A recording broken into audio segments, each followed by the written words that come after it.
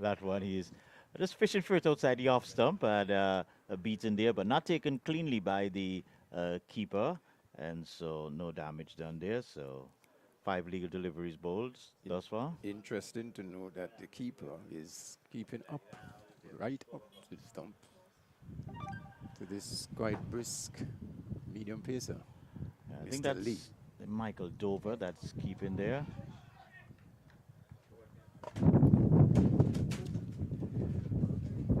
And so we have now completed over number one. A Rising Sun winning the toss and deciding to bat. They are five without a loss. So a tidy over, I would say, from M. Roy Lee, beside that ball that just took the leading edge there. I think it was a very tidy over altogether. I concur. A good start for the ball, in terms of the ball and on his how he delivered. 5 runs, not a racing start, just the first over, but I am sure that the batsman will be satisfied. As we say, we see one of the batsmen asking for a change of bat.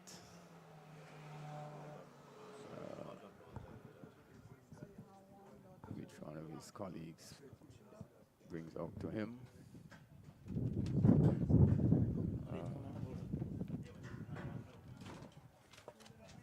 And I'm sure you can hear the breeze coming through our microphones here. It's quite a breezy day too.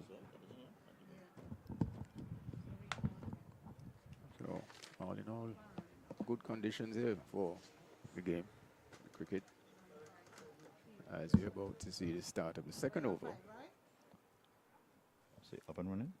Which will coming from the southern end here with the Rising Sun ground.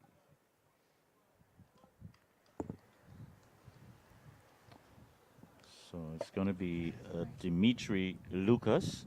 I think he bowls a little right arm off spin there. Okay. And he's coming into Trish. And that one is sweetly helped onto the onside, a maximum there. That was hit with little effort whatsoever by Trish. And so not a good start for Lucas there. First delivery going for a maximum over the square leg boundary. Yes, he made that look very easy indeed.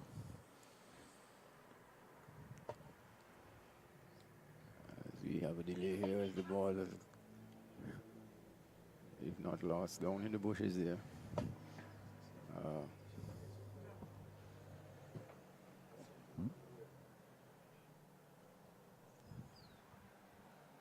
We might have to get a replacement ball here. As they are right there, trying to retrieve the ball, it has gone down into the high grass there on the western side of the field.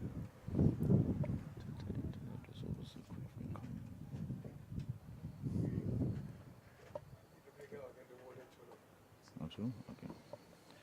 That was about 5 minutes. All right, yeah, so Frankie, that ball has gone into the, is it the archives there? No. I'm sure on this ground quite a few balls have been deposited right there and has not been found. I think they should try to get a new ball rather than waste time. Or maybe that speaks to the fact that they don't have more balls. But in the meantime, let's just pause here. Give our viewers the teams that we have that were given to us. So for the Jennings team, we have here Dari Francis, Glenton Williams, Dimitri Lucas, Shane Burton. Shane, my memory plays for Rising Sun sometimes. Anyway, Michael Dover, George Elvin, DeAndre Peters, Keith Baltimore, Xavier Freeland, Hewan Tong, and M. Roy Lee. And Jose Roberts seems to be doing the 12th man duties. For the Rising Sun, we have Kerry Mentor, Kerrick Mentor, Andrew Samuel, Justin Robinson, Kadeem Josiah, Derek Morrill and Junior Henry, Walston Phillip, Hilroy Andrew, Yuri Smith, Delon Wills, and it looks like Taim Tong there. So the 12, oh sorry, Andrew Samuel is a 12th man. Sorry, Andrew Samuel is doing 12th man duties today, and Dean Williams, he's doing 13 man. Wow. So Rising Sun has a packed team here. Mm-hmm.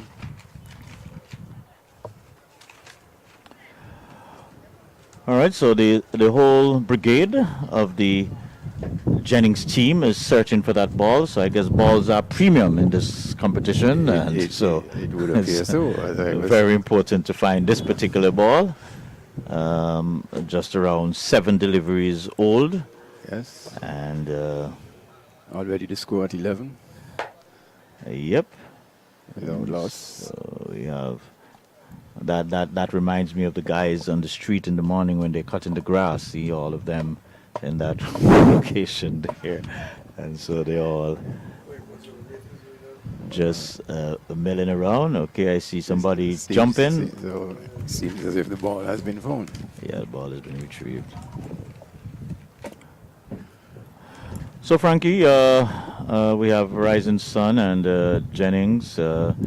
I guess 2 teams that have made it to the top tier, and they are battling for a finals position. Spot in the final. What is your take? I don't know how much you've seen of these 2 teams. No, I haven't really seen much of the 2 teams. But looking at the team on paper, Rising Sun, they seem to have quite a formidable lineup there. Yeah, Rising Sun have a lot of names. Mm-hmm. But so the game is played in the middle, of course. So let's wait and see if these names deliver today. So the ball has been retrieved finally from down on the square leg boundary. These sort of delay, Frankie, does it affect the batsman? He would have felt real confident playing that shot, and then now having to wait almost 2-3 minutes. It might. In the context of this game, I don't think so. If he had a long delay, say 10, 20 minutes due to rain or something like that, then maybe. But a 5-minute delay, no. And again, it's a repeat, and 6 more. Over the square leg boundary this time, going a little bit more forward of square. So Philip is definitely not easing up. He's picking Lucas very easily, and he has deposited him for 2 consecutive 6s, almost in identical position. Yes, and the bowler will have to adjust because 2 shots played very easily, and again it seems as though we're going to spend some time retrieving this ball as it has gone down into that high grass down there on the western side of this ground. I'm wondering, I know this game is played overs and according to time also, so I'm wondering if the umpires consider ball retrieving time. I think they should. They should. But then again, bearing in mind that the game got on the way a bit late, he might be concerned that if he drags it out or extends the innings beyond the time point there, beyond the time allotted to them, they might run into a situation where the team batting second and the fading light and things like that. But I suspect they will just stick to the stipulated time of cutoff. But in terms of the bowler being hit for 2 consecutive 6, I wonder what is going through his mind, what he's thinking there. Well, he has time to think about it now, and he would have to, I don't know, he didn't put much flight on that second one, no, but I think he would have to consider bowling it flatter, wide outside the off stump maybe. What say you, John? Yeah, I think it's the line that has affected him. I think it has been just outside the off stump. Sorry, the leg stump. The leg stump. And so it has been a very free swing for Philip there. The first one, he really hit it quite effortlessly. And this one, just swiveling and hitting it out to the park, per se. So as you said, yes, the bowler may have to make some adjustment in terms of the The The line, line, certainly. definitely trying to see if he can get it more, made it maybe middle and off, and having the batsman trying to, if he wants to continue playing that shot, playing across the line, and that's the best I could probably. And it is very, the breeze is in favor of the batsman. Don't would help you just barely have to loft the ball and the breeze will carry it down to that side, the western side of the field, very easily. So certainly the bowler has it all to do. And the rising sun batsmen there would be accustomed to this ground and pitch and the ease with which they can get boundaries down on that western side. So, oh boy, this delay is frustrating. Yeah, this is not. They have to live off the ball and the breeze will carry it down to that side. But, Yeah, this delay is a bit. It is unacceptable. I think there definitely should be some replacement ball. Yeah, this. So it looks like if we have to search for a ball for the next 10-15 minutes, we'll be spending that time. I see one of the umpires has come down here below us. Perhaps asking if there's another ball. Who provides the balls in this game? Is it teams or is it the organizers? I don't know. I don't know if our producer can shed some light on that. I look to my right here, trying to catch his eye. But certainly, this is unacceptable in any grade of cricket. Okay, looks like they found the ball. I don't know if it is the same ball, because I can guarantee you there are a few balls down there too.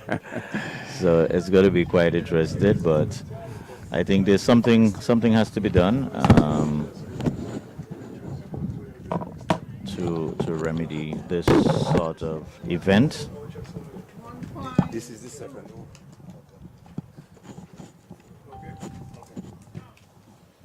So we're just into the second over here. 2 balls have been gone in the second over. Both having been dispatched for 6 over the square leg boundary. So they have retrieved the ball now, it looks like, and we will see a resumption shortly. all right. So we are going to get. I don't think that ball was the same ball they found. It looks like they're using another ball. Yes, the umpire did come down here to the ringside here by the Rising Sun players and collect another ball. So is that the ball they're going to resume with, that the umpire just collected it? I took my eyes off, but I somehow looks like if this umpire had that ball from out here, but he's changed his line. He's coming over the wicket now, and this one is driven into the covers. He's looking for a single, and he's gone. That's a clear run out. A terrible mix-up there. That is terrible running or attempt at running by the batsman there. He played the ball nicely out into the extra cover region there.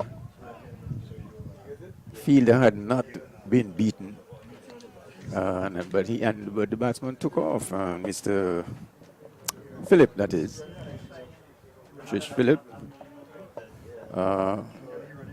and was sent back by his partner.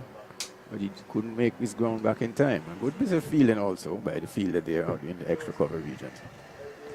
He's walking back a bit dejected, but I think he has only himself to blame, as you rightfully stated, dear Frankie. Yes. The ball never had beaten the fieldsman. The ball was always in front of the fieldsman, and so that single was never really on. Never on. And so I believe that was just a case of he was energized, he was in a rhythm there, and he felt everything should be a run. So he gave away his wicket there. That's the best we can describe it. So a good breakthrough the bowler, I think, is the most relieved out of this one because he probably would have questioned how he would have gotten that wicket. Uri Smith. Uri Smith. So the new batsman is, as you said there, Uri Smith. Uri Smith.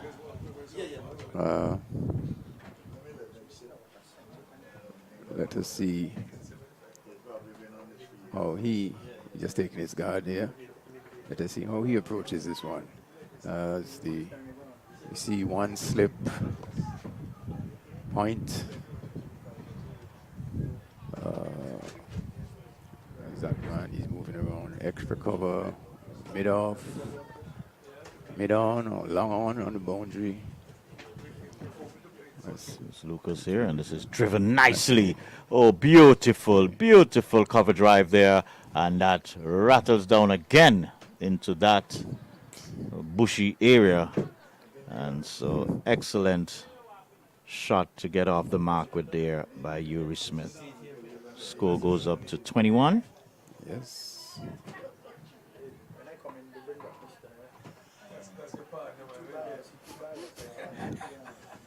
"21 for 1. We're in the second over. The score, we would say the score rattling along would because of the long delays. The last ball, it seems like it was a long time that the game is going so slowly. But Frankai, that was really an excellent shot there by Uri. Let's see again. And he's going for another drive, but probably playing over that one. Yes. Not taken by the keeper. No run resulting.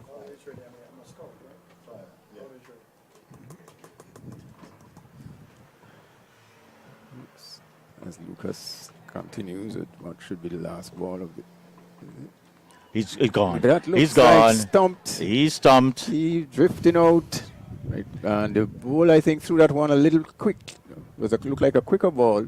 Keeper collected cleanly this time. Batsman out of his ground, and the bails were off in a flash. I believe it's Michael Dover. Yes, Frankie, that was a quicker one. And Uri Smith was stretching out and couldn't keep his balance. He fell out of his crease, and smart work there by keeper Dover there, whipping the bails off. And an easy decision there for the umpire. And so the second wicket goes at 21. 21 for 2. And so after 2 overs in the bag, a mixed over there, Frankie. You had 3 sixes and 2 sixes and a 4, and also 2 wickets. So yes. I guess that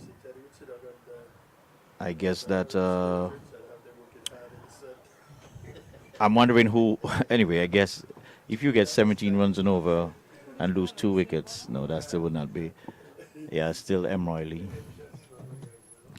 So I guess New Winthrops would have felt good there getting those 2 wickets, although giving away 16 runs. Sorry, not 17, giving away 16 runs there. Yes, well, wickets at a cost. As we see Lee coming in for his second over. This one is short, and his man rocks back. And has that gone all the way? Yes, it has. 6 runs. 6 runs. A good shot there by the batsman, who is Junior Henry. Yes, great shot.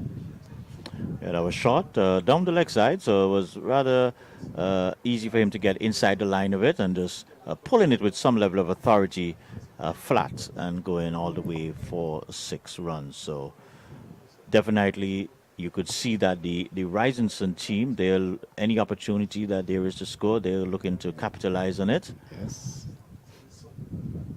As Lee bounds over the wicket. This one is full and allowed appeal, but the umpire is already drifting away from the stump, so definitely not interested. And so the batsman Henry lives to fight another day. Looking at the shot he played, I would surmise that that ball was going down the leg side. But from this vantage point, we unable to give an accurate assessment of that. It's crunched nicely on the offside, but just bobbled there by the man at mid-off position. That looks like Keith Baltimore. And so that enabled the batsman there to get a single.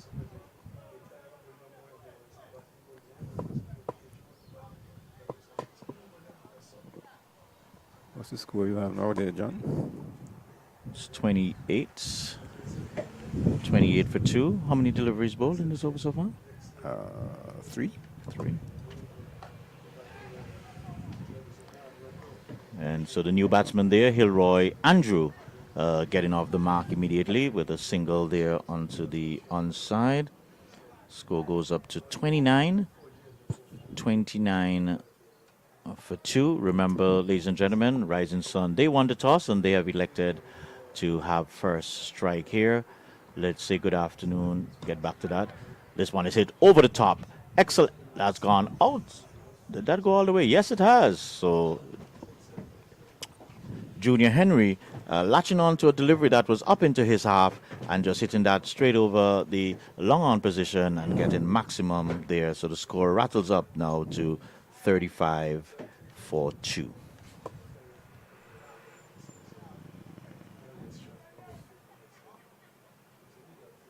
So we're in over number 3. And so far I have Junior Henry. He's on 17, and Hilroy Andrew, who's just come to the crease, he's on 1, not out. Earl Richards, we want to say good afternoon to Earl. Earl is saying, need to have a second ball, guys. This is ludicrous. And this one is pulled. Backward, okay. And another boundary there. So Lee is proven to be a bit expensive, and Henry is really enjoying this patch here. And so the score goes up to 39. And so after 3 overs in the bag, Rising Sun deciding to bat first. Frankie, 39 for 2. Yes. Or would you say, where's this game balanced so far? The batsmen are enjoying themselves. They threw away those 2 wickets that fell. Unfortunate or really, really poor cricket on the batsmen's part. So they'll be pleased that they have 39 on the board already. But I've lost 2 wickets in the process. Early days yet to make a prediction or an assessment either way. But the batsmen are happy. I think the batting side is happy at this point. What are they going to bowl today? You see a change of bowling here at the southern end. Freeland? Freeland is the new bowler. He'll be coming in from this southern end, a spin, a right arm spin. And it's well up on the offside, driven backward of point on the offside there. 4 runs. A good shot here by the batsman. And that's who's on strike there? Andrew? That's Andrew. Andrew on strike? Yeah. Yes, a good shot by Andrew, taking him to 5. So early saying here, why the organizers don't look into this? Unnecessary time wasting, which is no fault of the players. This is not acceptable in this modern day cricket, guys. Good afternoon, Diane Anthony. Good to have you watching us here on the Antigua Parish League Network. And I understand we're also coming through live on our nation station, ABS Television. Okay.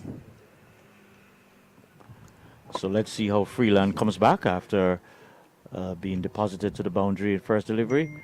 This one is much fuller. Yes. Up, and the batsman going for an expansive Seems to square play drive all there. over that and collected by the keeper. 33. 30. 33 for 2. 43 for 2, sorry. Well, gain well up, and this ball pushed through at pace for a spinner. But beating the batsman again, who played another expansive drive, played all over it. Keeper collected. A chance for a catch, and he's gone. He's gone, So caught there in slip. That's a second or third slip position. Going for the drive outside the off stump, probably not getting his foot into to the line of the delivery, and just lobbing a nice simple catch to the man there. I would more say at a staggered halfway third man position there and taking an easy catch. So Andrew going caught there for 5, and so Rising Sun losing another wicket with the score on 43. 43? Okay. 43 for 3. Yeah, you asked me there, John, what's my assessment so far as to between the batting side and the bowling side and who would be happier at this point. I think Rising Sun was, Rising Sun would be a little worried now. 3 wickets, early stages, yes. In terms of overs gone and runs scored per over, they're doing well, but losing wickets regularly, no. So the new batsman at the crease there looks like the captain, Kerry Mentor. Good afternoon. Let me apologize to Lady Diane Anthony. My apologies, Lady Anthony. So let me put the title where it rightfully belongs. And the last delivery there. That's a Facebook viewer? Yes, there's a Facebook viewer here who's logged in watching us. So we want to say thank you for... So it's the end of the 4th over. 4th over, 43 for 2. The not-out batsman here is Kerry Mentor. Well, he just came to the crease, one solitary delivery. And we also have Junior Henry, who is still there. He's on my maths, have him 21? 21, yes, I believe he's 21. Okay, so Frankie, we are going to just complete this over, and then we're going to turn over to a couple of latecomers to the platform here. Be careful how you refer to our fellow commentators. So it looks like Glentis Williams who's coming into the attack now. And he punches this one. Is he go all the way? Yes, it does. 4 runs. And, okay. So Junior Henry continuing his boundary hitting mode. Yes. And this bowler is this is Glentis Williams.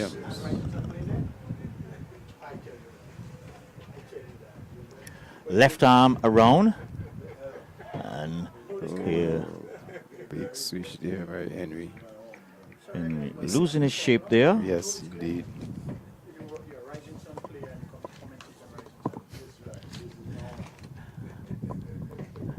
We must warn you, viewers, you're going to go into a little battlefield with our next 2 commentators coming on, striving to see who could have reached. Just saved that one there, the fielder, only a third man saving the boundary. In the meantime, the batsman crossed for 2. That is Henry again. Yes. Yeah. 49 for 3. 49 for 3. We are in the 5th over. Another mix-up. Another near mix-up here, but Henry was able to get back into his ground, but the fielder didn't pick up cleanly, or he might have been in trouble. So Williams bowled him. So going for an expansive drive there and completely deceived, and so another wicket goes. Oh, and I would say Rising Sun are now in trouble. What say you, John? Well, at 49 for 4, we're still in over number. This is the 5th over. We have what? We have 1 legal delivery left, and so what I will do in the meantime is make way for one of our late guys to come in. We're doing a double change, aren't we? So, okay.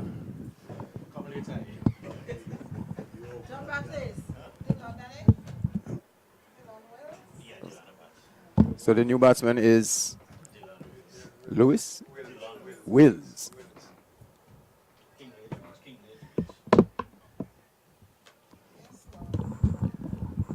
As we say, welcome to Hillary Cruyff, Emmanuel. You have chosen to call me too many names again, Frankie. Too many names. Yes, just stick to one name and I'll be happy. Good afternoon, Frankie, and good afternoon to you, loyal viewers and listeners. So which name do you prefer? We can discuss that at the end of the next over. Okay, no problem. If that would be convenient. Remember, I'm giving way to the strong arm of the law in a minute.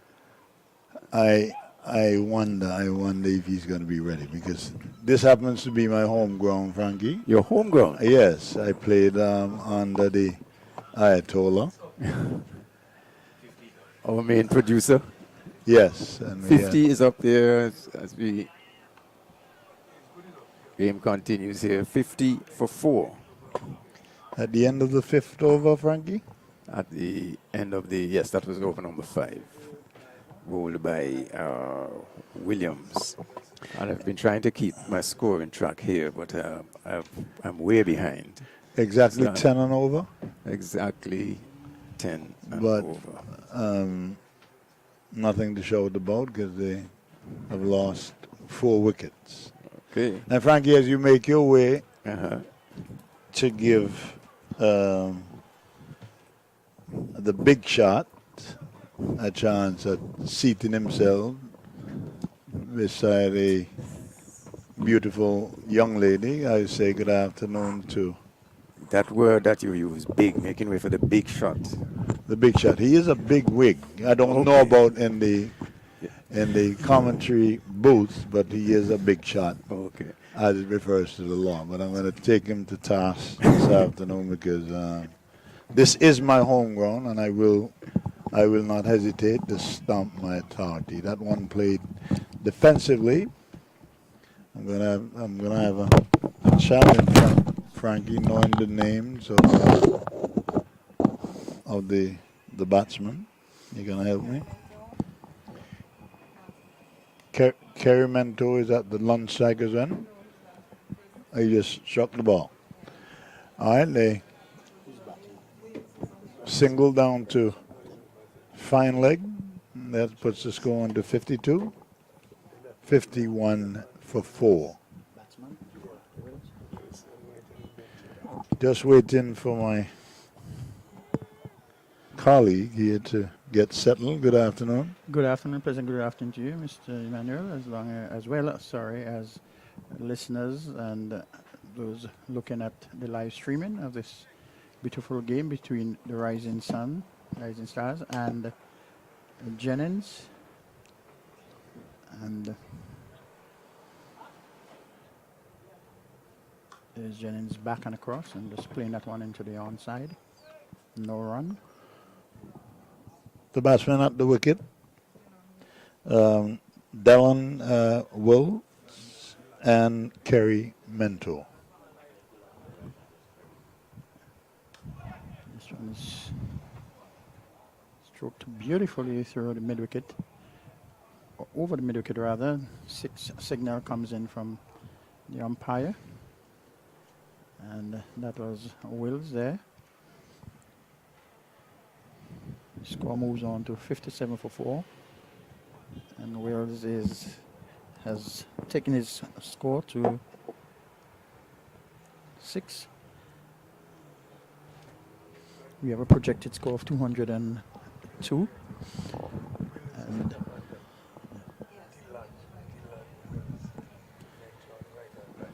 so Mr. Emmanuel, the last time we met,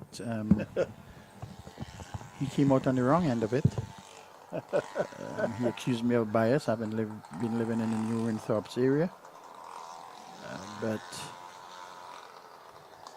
There is Wills again pushing that one back along the track. One thing, when I got here this afternoon, I apologize for my lateness. Mr. Emmanuel refused to do a disclaimer to let me know that he was a born and bred Rising Stars person. And there is a sweep shot being played, and a prolonged appeal by the fielders, the fielding team rather. Umpire had Umpire no was interest? no interest whatsoever. And that is as demonstrative as it comes. And looking at the replay, it's a fair delivery. And there's no bat to the ball. It's the end of the power play. Signal by the umpire. No bat to ball and ball tracking. Missing stumps. And a good call. Was it missing leg stump? There's missing leg stump. So it's the end of over number 6. And we are now 57 for 4. So what do you say of that, Mr. Clive, concerning the power play? Runs vis-a-vis wickets? You don't want to be 4 wickets down in the first 6 overs, and very often it seems as if teams go out there without a definite plan.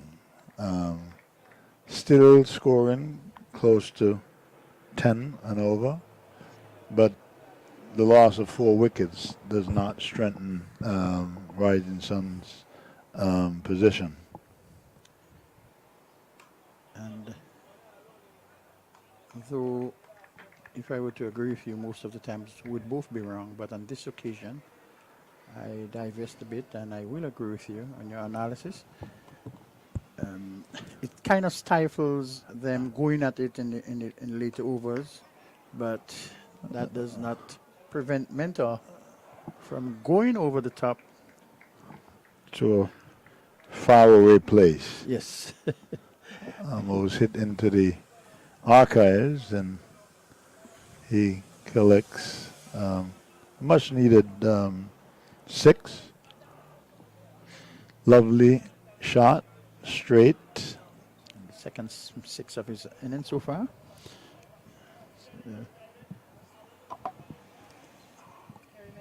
It's a lovely day. It's Mentor, so Mentor is in. Sorry, Will's hit the 6 that I was referring to. So it's Mentor's first 6. Lovely day for cricket. I don't think that anyone can complain about the weather. It is a little sticky out there, but this time of year, and that one is cut through the point region for 4 by Kerry Mentor. Short delivery, given the width, and Mentor capitalized. He had no hesitation, just slapped it just back with a point for a boundary. And the score moves up to 6-1. Sorry, 6-7 for 4. At this state of the game, if they were to consolidate and these two could put on a decent partnership without losing any further wickets, towards the end of the innings, they could possibly post a competitive total at the end. Although we've seen for the past few weeks that runs on the board are competitive enough. I do agree with you. I think that play is now. Are they going to continue playing with someone on?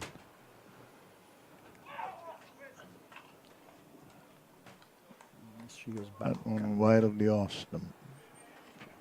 Slashed that. Didn't make any contact. The end of the 7th over.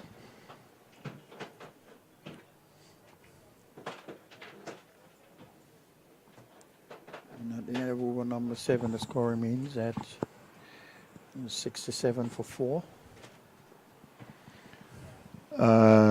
I don't think that you would want to take me on a wager this afternoon because you lost miserably the last time around. I would advise you not to, but since you don't have John in the commentary booth, I would clearly ask you to cease and desist.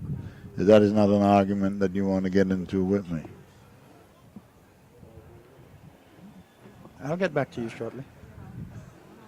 the win predictor for the viewing audience and the listeners. Just about even, 55% in favor of Jennings. And I don't know, if, Frankie, that you would have noticed that there is an attitude with the guys from Jennings Tigers. Seems to be a happy bunch. I don't know if that necessarily signals that they are confident.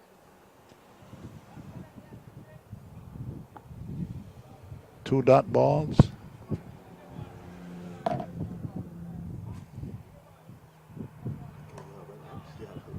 No. Half stopped by the bowler.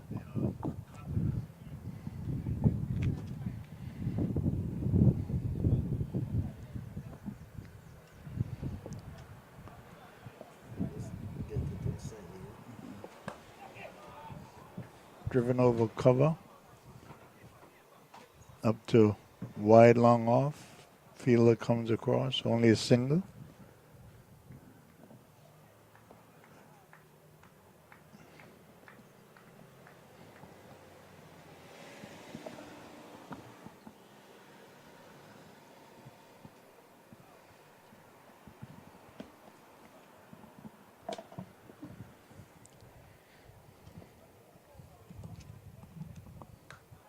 Lovely shot. That's 4 from the time it left the bat. Lovely stroke from Mentor. Another boundary. Score is now 72 for 4. I don't know if the viewing audience would notice that most of the guys who I do commentaries with, that they go missing in action from time to time. That they seem to want to refer to notes ever so often, and I will not remind you that John had lost at least an hour and a half on social media. But we welcome back Clement. How are you? I'm doing fine, and I'll defend John because I know that you always make some kind of, I don't know how to describe it, allegations against people with no basis of fact. And Is that the attorney in you? no, that's the fact. Basis of fact? That is the truth in me. So it's the end of over number 8.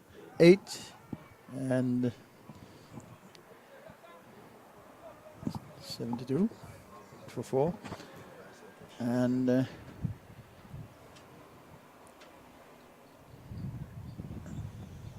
we're looking at probably about a 150, 160 if these two were to continue in that vein.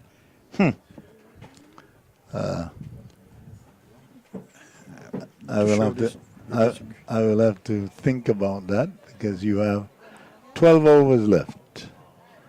And if they were supposed to score at 10 runs and over, that would take them way over the 180. Right.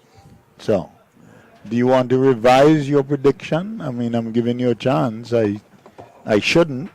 Well, I could take the opportunity, but again, we have to look at the capability of the batting lineup, their players, their former players, and if that is anything that will tell us of their strengths. I understood you were a former player of this team, were you? Not this team is far removed from when I played, because you know that I played with Taddy Arundel. He was my captain, and of course I would say to you that we had quite a few run-ins. Okay. Because he will tell you that he wanted to do it his way, or we would have had to take the highway. And I was not rebellious by nature, so. Okay. But since I came to Antigua, I got to meet Mr. Arundel, and I developed some respect for him. But now that you told me he was your captain and allowed you to play, I'm questioning that respect and whether back and punches us one the extra cover. There's a man on deep boundary there who fields, picks up, and just a single. And that single was to Mentor as the left-handed batter Wills now have to.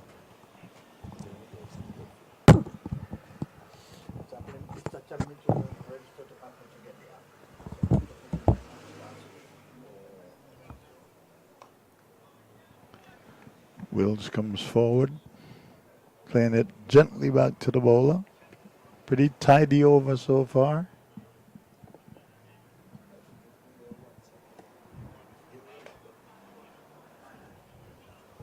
Driving that one all the way to deep mid off, only a single.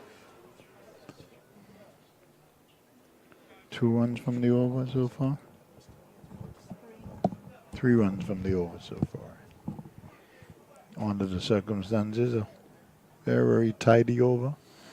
I will allow you to elaborate because I will say to you that you are threading in deep waters. So I'm going to afford you the opportunity to be Shot.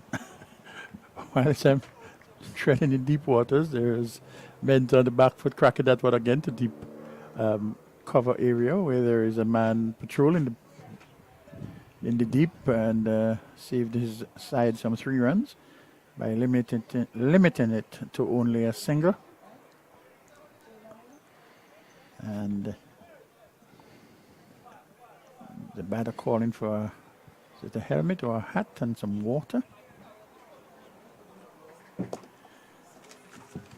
Seem to be suffering from the heat as we look out yonder. Let's see. on the western side if you are about to get your geography Thank you for confused. On getting the my- western side is the getting city my of St. straight. John's. Getting my bearing straight. Thank you. I appreciate that. You are useful sometimes. And there is unfinished car park. And I know the Antigua Recreation Ground is somewhere to the right of that. The iconic Antigua Recreation Ground. And there have been many calls within the Antigua circles for some restoration of the ARG. I don't think that you will be the DPP long enough for that to happen, but I mean, hey. In some instances, cows will fly. As a DPP, I would have no Nothing to say? nothing Yeah, to be able okay. to do with that. You're going to plead the fifth?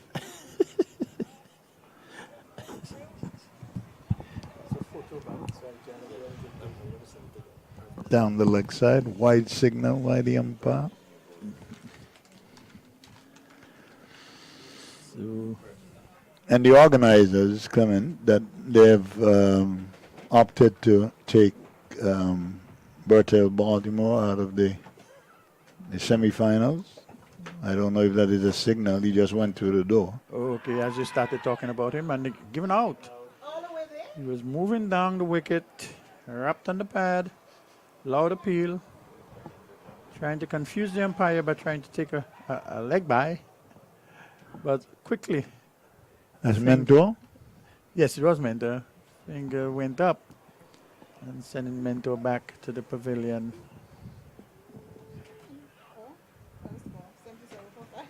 $77 for 5.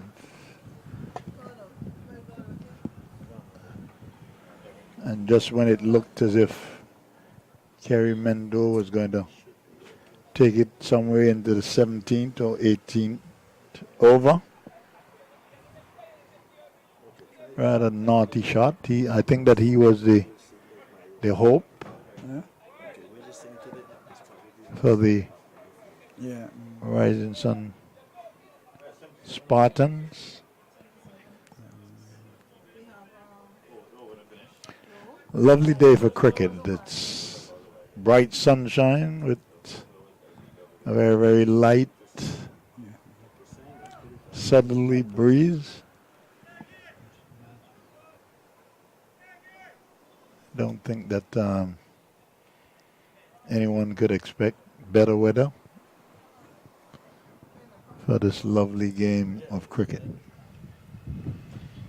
As you would notice again that I'm flying solo because of the absence of my fellow commentator, but I think that he's very, very sure that he has left it in capable hands. I've been accused of worse, so the listening public will forgive me. Move the ball.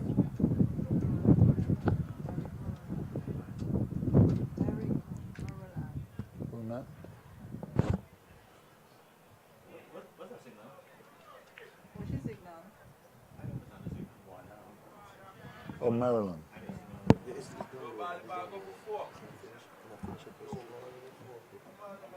What's your signal?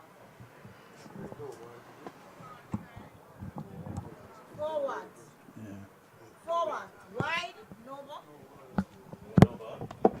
I'm not watching this first. Everyone has a different signal. Will it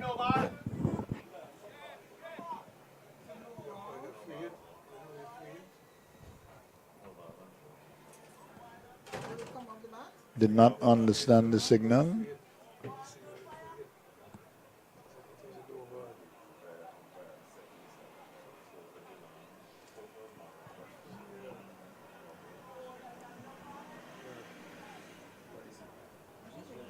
There's so many different signals coming from the umpire. So it was runs, came from the bat? Okay. Took a long time to sort that out. The problem is, John, that everybody has these Hollywood signals for so many different things that you don't know. Some will wave you bye-bye and all those other things. Okay. Good delivery. Given out by the umpire. Maryland That would be caught good. behind. Still puzzled by the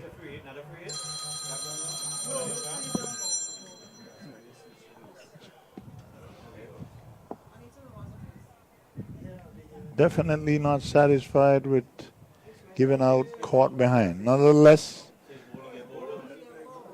Rising Sun faltering at the moment. They are He got ball. 83 for 6. 82 for 6. So the Rising Sun Spartans struggling at the moment. 2 quick wickets has dramatically altered the calculation. Earlier on we were saying that 12 overs left, possible 120 runs could have accumulated. But with the 2 quick wickets now, do you have a reassessment, Mr. Emmanuel? I know that you would have jumped on it. And that was actually a setup, because I don't think that you, without being assured that Mentor would have been there until the 17th over, that was never a realistic prediction. But again, you will jump at anything to I mean, the last time we were at New Winthrops, you did not have a good time. Driven straight back along the track, stopped by the bowler.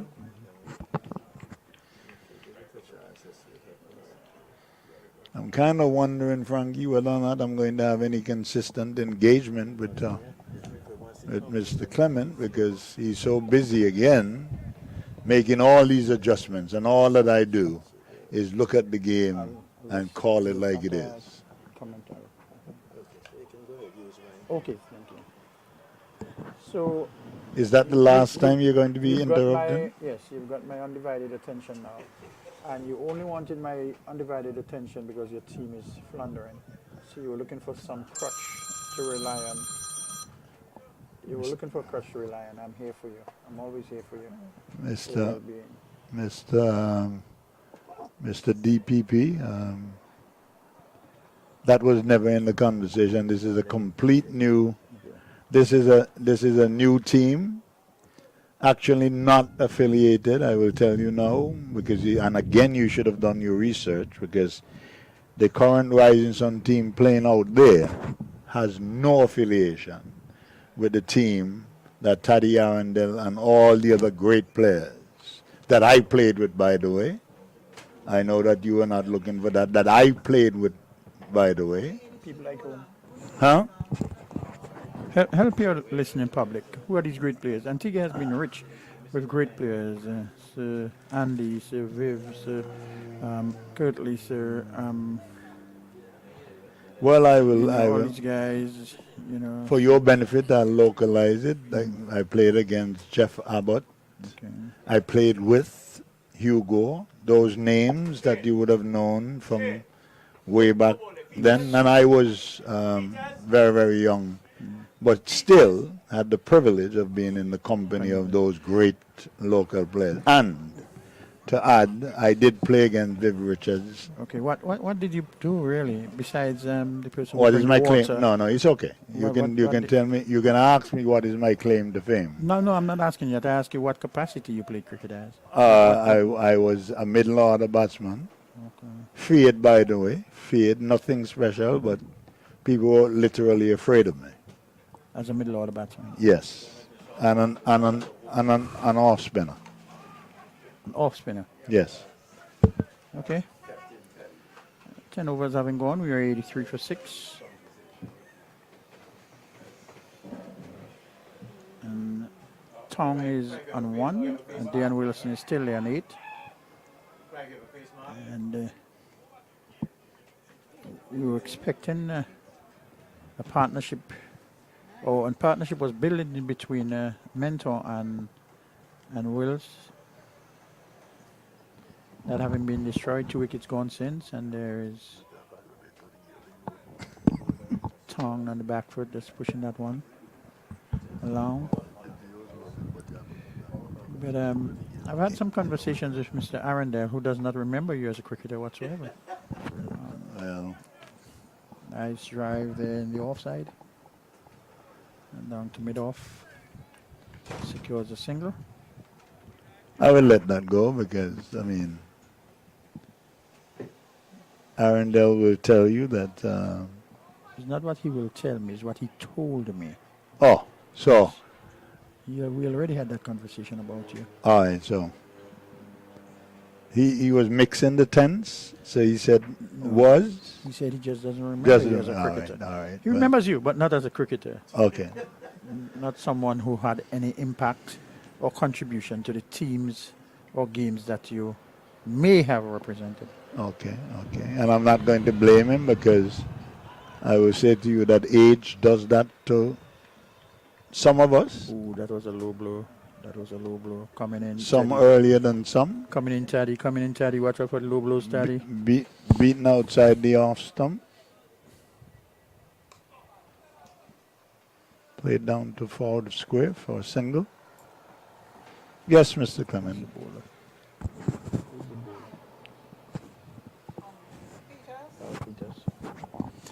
So that was Mr. Peters completing his first over, 85 for 6 at the end of 11. Current run rate of 7.73, projected run rate of score rather of 155. And Are you firm on that? 155? well, that was the projection that I initially gave when I was shut down by Harrier Jump Jets, who said that it would have been 200. It is coming to realization now that with my excellent knowledge of the game, my ability to scope out things was right. But some people will never admit that. Some people will never admit that. Even you even you found that rather amusing. Rising Sun rather. Spartans winning the toss, electing to bat. And at the beginning of the 12th over is Xavier Freeland. Shane Burton, rather. And Some nippy pace. There was one beaten Willis. Outside the off stump looking to drive. Seems to be a good pitch. Bounce seems to be even. That's a credit to the groundspeople because most of the pitches that we have examined so far, Mr. DPP, have been pretty good pitches. Yes, there was some criticism of the one at New Winthrops. Your hometown, you must add that. My hometown is Marquette, Commonwealth of Dominica, but I will take the one assigned, my temporary hometown. And this one is driven. It's a lovely shot. Bliss, and it's over the top. The man at long off on the boundary line and looking to do a miraculous jump and catch, but eluded his hands and went out over long off, across the street for 6. And Willis again flexing his muscles off the fast bowling of Shane Burton. Shuffled their way into the 90s. This one is dangerous single, but safe in the end because the wicketkeeper had to come around.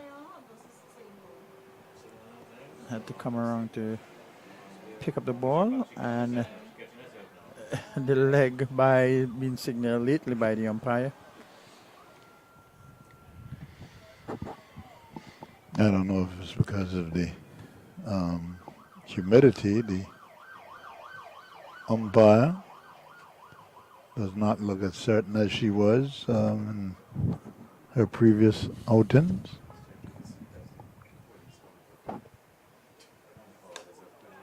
Lovely drive down to wide mid-off.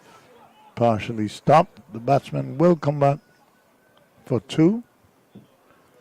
Score goes up to 94. 94 for 6.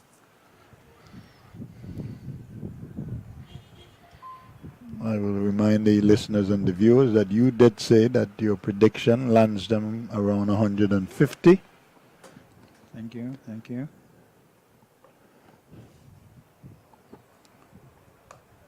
Good delivery. This one had him jumping to control it. There were calls for a single. Then the nose.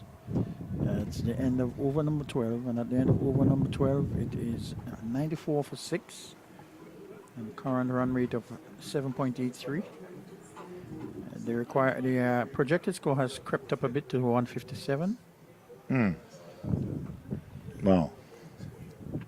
It's just amazing to me that you will take every opportunity to keep yourself grounded.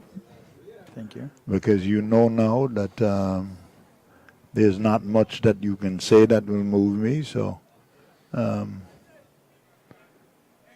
Sir, my aim is not to move you, sir. My aim is to inform the listeners of the current state of the game. yes. I put myself as a fan listening to the game, the things that I would like to know. There is a breeze blowing across from east to west along the grounds. The sun is out. And it is a brilliant day for cricket in this twin island state of Antigua and Barbuda. And this one is driven up to Mandy at long off for a single. Got to him quickly, so they could not have forced another run. In the air for a while, if I May would add that. have to make that simple correction. In the air. Airborne for a while, not in any danger of being caught. And I will find the time to talk a little bit about West Indies cricket.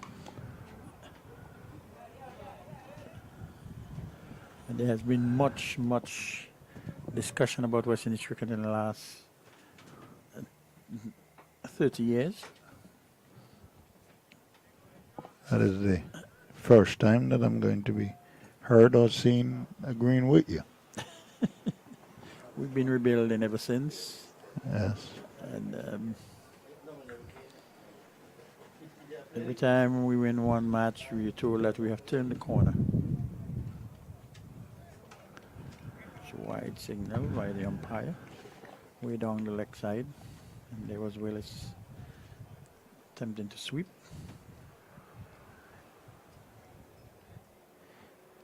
But there is so much wrong with West Indies cricket, and so many pundits and so many suggestions as to why it is wrong. How can we fix it? And nobody has magic answer. What are your suggestions, sir? Well, Clemente, I don't see how you can turn a corner on a straight road, and that seems to be the problem. I love that one. I love that one. I gotta give that one to you. We're on a Peters played up to shortened wicket, thinking about a second. It was never there. Yes, I don't think that you can turn corners on a straight road. So if that was a comment that you heard, that West Indies cricket is going to turn the corner, how do you turn a corner on a straight road? Because it's been straight ignorance for 30 years. Yes, yes, yes. We definitely need to get our batters going. The current crop of first-class batters that the West Indies have are sad to say, are not the remedy to the situation. They've been mediocre for too long. We're going to have to need young, fresh blood who develop the attitude, the appetite for Test cricket, the love of the game. That's a beautiful shot. She flighted, lovely shot. Didn't even have to move. Flighted by Peters. It was there right in the arc and driven up to cover for 4. 102 from 13 overs, so we've got 7 overs left. I don't think that there will be any adjustment today, Clement, to the overs because they started relatively early. Okay. So we should have 20 overs being bowled by the guys from Jennings. And if they scored at 10 runs and over from here on in, having 4 wickets in hand, then they will again go past your predicted 150. Puts them in the 170, the 175 run mark. That one in the block hole. Chopped down by the batsman. If we get to 170, 75, I think that would be a competitive score that could be determined within the first power play, probably within the first 4 overs, depending on how the chasing side reacts at the beginning. Then we could determine whether it's going to be a West Indies type innings or whether it's going to be a cricketing innings. That's the difference. That's the difference between you and I. You have to wait. I can go straight into a prediction. Yes. Was that a 4 or a 6? 4 runs. 4 signal by the umpire, and that takes the score into 107 for 6 in the 14th over. Yes. So Clement, you have to wait a long time to figure out what your prediction is going to be. Me, on the other hand, can just go ahead and, just like Nostradamus, just predict. It's going on the offside. Man in the deep, cutting it off. Good running. For the tick, and 2 runs. Well, Yes. you're the same guy who predicted that LIBERTA, who scored 107, 105 in the last game that we both watched together. Is there a man in the deep boundary there? There isn't. And the ball was beautifully struck there Retrieved. by Tong. He moves on to 9. Oh, was driven by Tung. That's time Tung, Yes, Tong. the batsman. Yeah. Yes. He's 9 off 12 overs. Sorry, 12 balls. Willis is 18 off 22.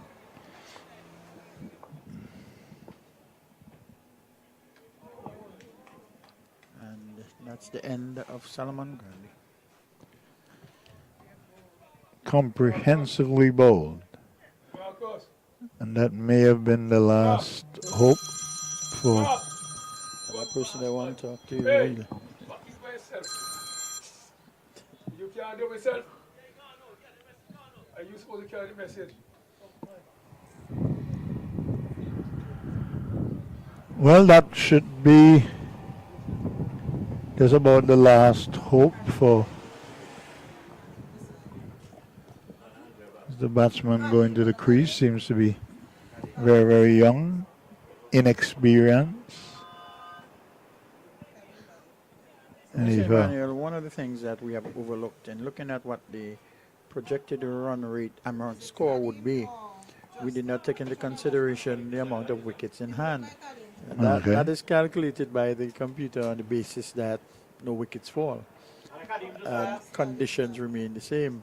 okay, But now with 7 wickets down, and it's giving us a projected score of 161, I doubt we might even get to 130. So that's another. very, very seldom do I ever agree with you, but this time I think that the heart of the Rising Sun Spartans batting is back in the pavilion, and unless the batsman at the crease can manipulate the strike, and that is Willis. Willis, right?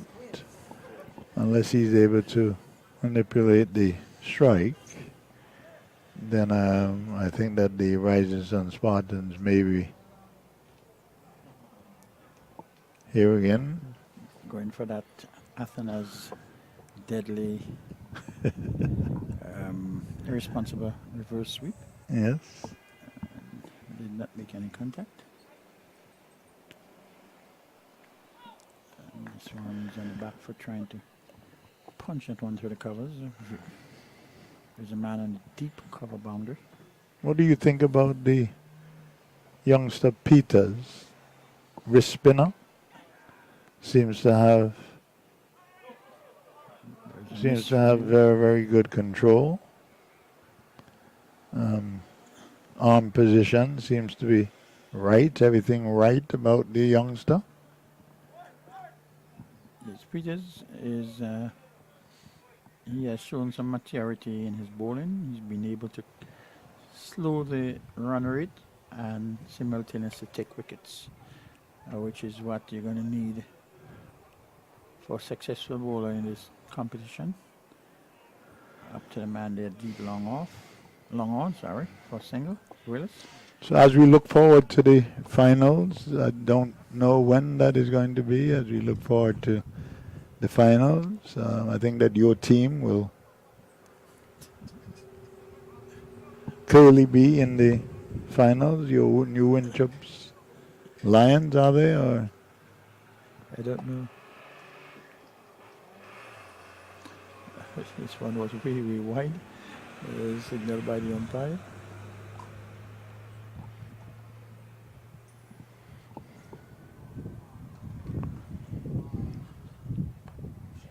cricket delivery played backward of square.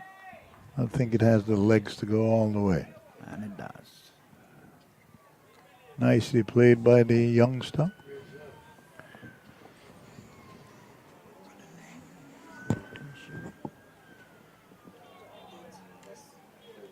Refresh it.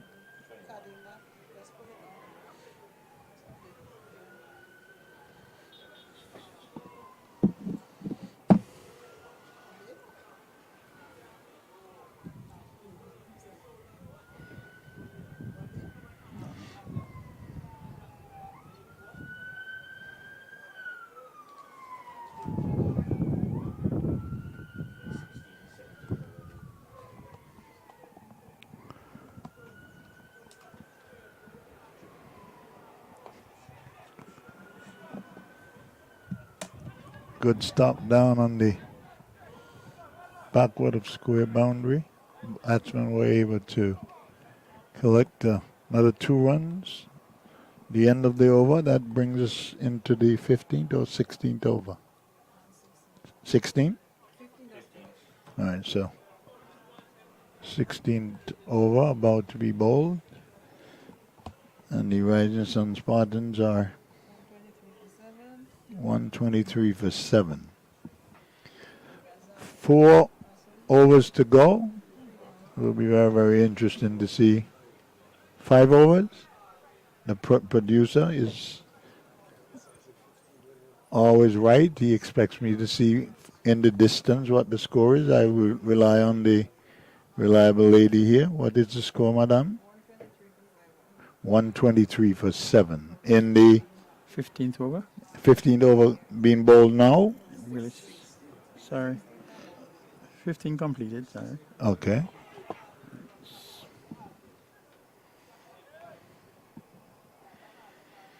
So I was correct. We're now in the 16th over. Yes. All right. So Willis moves on to 22 of 27 deliveries. He's had 2 sixes.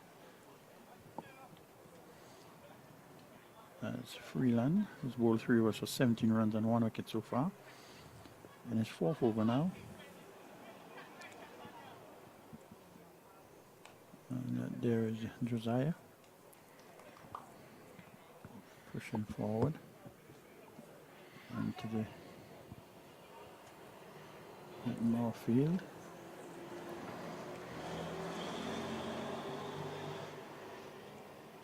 This one is back and cutting, flashing outside the off stump. Makes no contact. Taken by a wicketkeeper who has done an excellent job so far. And back and just turn that one off his hip. Short square leg, man moving around from short mid wicket. Picking up. Not before they get a single. But I'm pretty certain that you don't know that much about the history of the Rising Sun cricket team, but we were a formidable force. Bold. Going for the big hit. Beating all ends up. And there comes the end of Willis. And the score plummets further into Emmanuel type innings at 125 for 8. Well, it reinforces that if you know what the position of the game is, and Wills would have said to himself that he's the last reliable hope for them to get a competitive score, I don't think that would have been a shot that I would have attempted in my day. Right. Yes, in my day. But he's put in a position of, is he going to be a guardian? Is he going to go on the attack, on the offensive?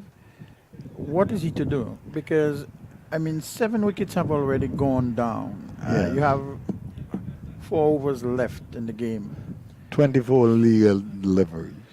So you must make that calculation. Is he going to keep pushing at them and poking at them? Or is he going to try to play out and see if he can pick up the boundaries and the sixes, which would help to propel the game? So I would have expected a more responsible approach. And there's nothing wrong with mixing aggression with defense. And at times you have to be circumspect, and you've got to know when to attack and when to defend. I think that my fellow commentators are waiting for their turn, because I was only supposed to have. All right, I've been signaled I'm getting signals from the head commentator. Well, I think what he has recognized is that we won't be here that long, because your team is going to fall very shortly. My team So, again. yes, your team. So they're saying that it won't be long. Just continue. It's just going to be a few more balls left. So you want me to take ownership of the team? I don't have a problem with that. If you're giving me just the name. Yeah, I take ownership of New Interrupts. Right. They're in the finals, right? In semis. Yeah, you will conveniently do that. You want to be in the winner's circle. You've lost every argument since we've been. I'm a born winner. Well, allow you to tell it. 125 for 8. And this one is back and pulling, but straight back. Lovely shot. Past the Straight bowler. down the ground. And it's 4. Signal by the umpire. But yes, Clement, it was good being with you again. I can't promise you that I'll allow you to win any argument. You will win arguments in court, but you certainly won't win an argument here. So maybe I should tell you, stick to what you know. Yes. Because you're not going to win. We have the new batter who is Carrick Mentor. Again? And he's the son of the mentor who... Oh, okay. Father and son. All right. Yes. All right. And he's backing away and playing that ball back to the bowler. Looking at his mannerisms, he seems to want to tell us that he comes fully equipped with the necessary skills. And there's the return from the deep. And he had to get himself out of the way. And we are broadcasting live from the home of the legends, such as the eyes of Vivian Alexander Richards. This one is played on the offside, and there is an attempt for the single. Decision was shut down. It's the end of over number 16, is it? 17. Over number 17. Right.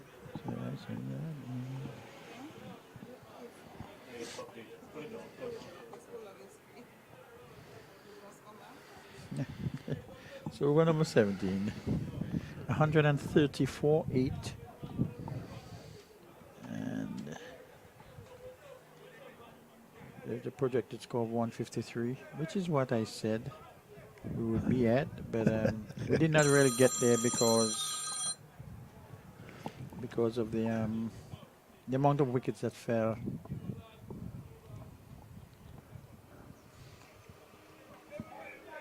I am assuming that the head commentator, John, would have had more than enough time to attend to the different social media platforms that he seems to be so attached to. Cotton Ball. So Mentor. Josiah, all right, sorry. Goes for 12. And the score 134.9. Doesn't seem like we're going to get to your predicted score. But What say you? I mean, well, in defense, you can't walk it back, so you might as well. I'm not going to walk it back. All right, and you're not going to attempt to make an excuse I'm not because going to make we're squarely at 130 Sir, for 9. I go with the facts, sir. All right. Facts. Wherever they lead. Facts are a stubborn thing. I said there was a projected score of 150 thereabout. Right. There was some other guy who put it at 200 plus. My 130, the 130 here is closer to, what's it? That's a TV show, Make a Deal or something like that, when you have to choose a price. Or the price is right, I think. The price is right. Right. And you make a choice, and the person who gets closest to the score, to the price of that item, gets to win. I am hoping that that is not the way that you prosecute cases, because we are going to be in a whole lot of trouble. Because if we go back to what is factual, I said that with Kerry Mentor at the wicket, playing the way that he was playing, my prediction was if they got to the 17th over and Kerry Mentor was there at the 17th over, we would have been looking at a score of just about 175. So are we going to argue facts? Are we going to debate facts? Let's speak law. Anytime you hear the defense or somebody says, if, you can immediately object because that calls for conjecture. Okay. Calls for guessing. Okay. So I said, if Mentor was going to be there, and if if, and misfielding resulting in a single. But again, and this is facts. All right, this is factual. 131 for 9 is factual Right, right. of 17.4 overs.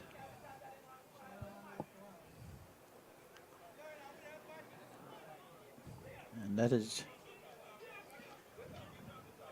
Rising Sun upped into bat after having won the toss.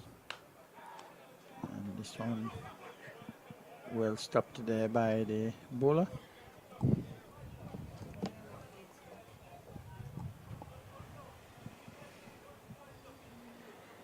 Well, if we're gonna continue to introduce aspects of law, you would have to admit that the law has nothing at all to do with logics. It is a language that is spoken and is made to be understood by those. Law is logic. Logic and inferences can be drawn from circumstantial evidence. And I mean, having been told it's not hearsay, it's direct evidence from Mr. Taddy Arundel that you were not the cricketer you profess to have been. And this was a short one. He came back and just played it off his body But there. is it inference only or deduction too? I don't. Logical deduction. 1 + 1 is 2.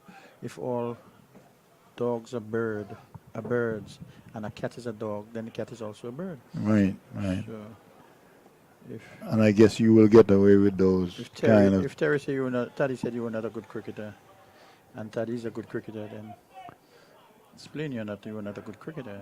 Well, I'm saying to you that if you want to defer to Taddy, who is getting up there in age, And there is and we are asked to including- commentate on the game and not to debate your proficiency as a cricketer, which we know is nil. So let's not waste airtime by trying to discuss your proficiency. But as a I'm cricketer. saying to you, in deference to what you're saying, Taddy will admit that he is getting up there in age, and therefore memories do play tricks on people who are over the hill. So if he did not remember, don't blame him. Why are you blaming Taddy? I'm not blaming Taddy. You're not? I'm congratulating Taddy for revealing the facts. And this one, he punches it there, but there's a man there at cover who, despite a bubble, feels well to prevent any signal and his run, that is. And we are stuck there at 134 for 9 off 18.3 overs. And it's Peters. White signal by the umpire.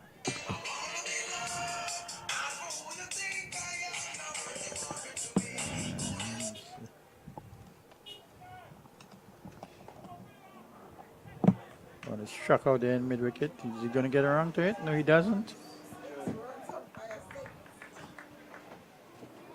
And there is 4-run signal by the umpire. Well, it moves closer to your prediction. 138 for 9.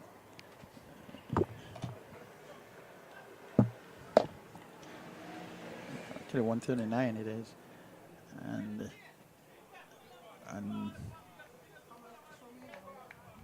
I call that jigging back and trying to play, misses. And it's the end of over number 19. And 139 for 9. Robinson is on 5. Mentor is on 2. Peters has bowled 4 overs, 27 runs, no wickets. Lucas is 3 overs, 29 runs, 3 wickets.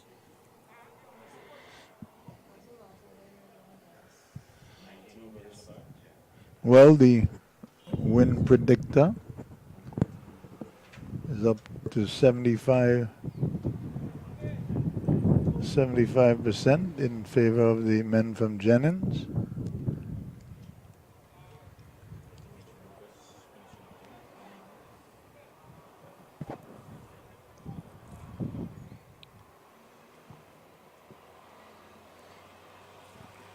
Played nicely down to short third one for a single.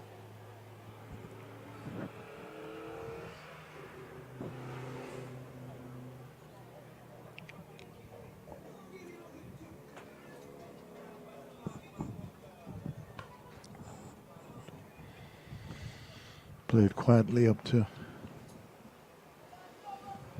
shortened wicket. No run.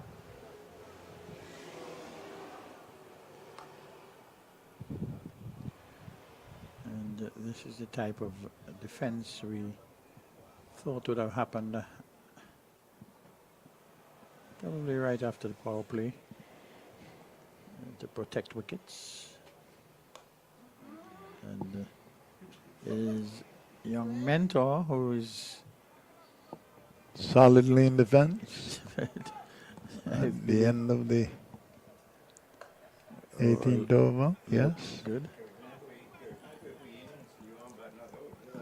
But he's only on 3.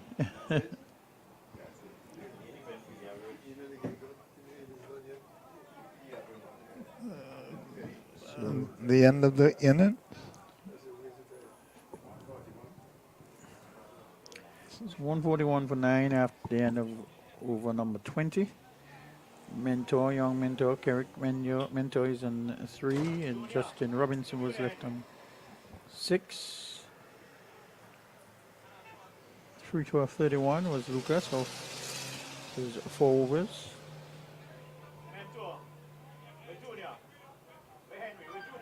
As we have a break in the innings, it will be 142 for victory. And there we will hand over the commentary to, I say we hand over the commentary to more capable persons who will commentate on cricket and not be discussing their differences and their Yes. hatred yes. for each other, Yes, yes, so to speak. and I can sum that up by suggesting to the viewing audience and the listening audience that there are certain subject matters that will come up that you're not capable at all of discussing or not comfortable of discussing. So you will refer to the jabs every time that you can. But like I said, you will win arguments in a court of law, but you're not. In this court, I am the boss. Noted. No, did you say noted? I said noted. All right. Not that it's right, I just noted. But not that it's right.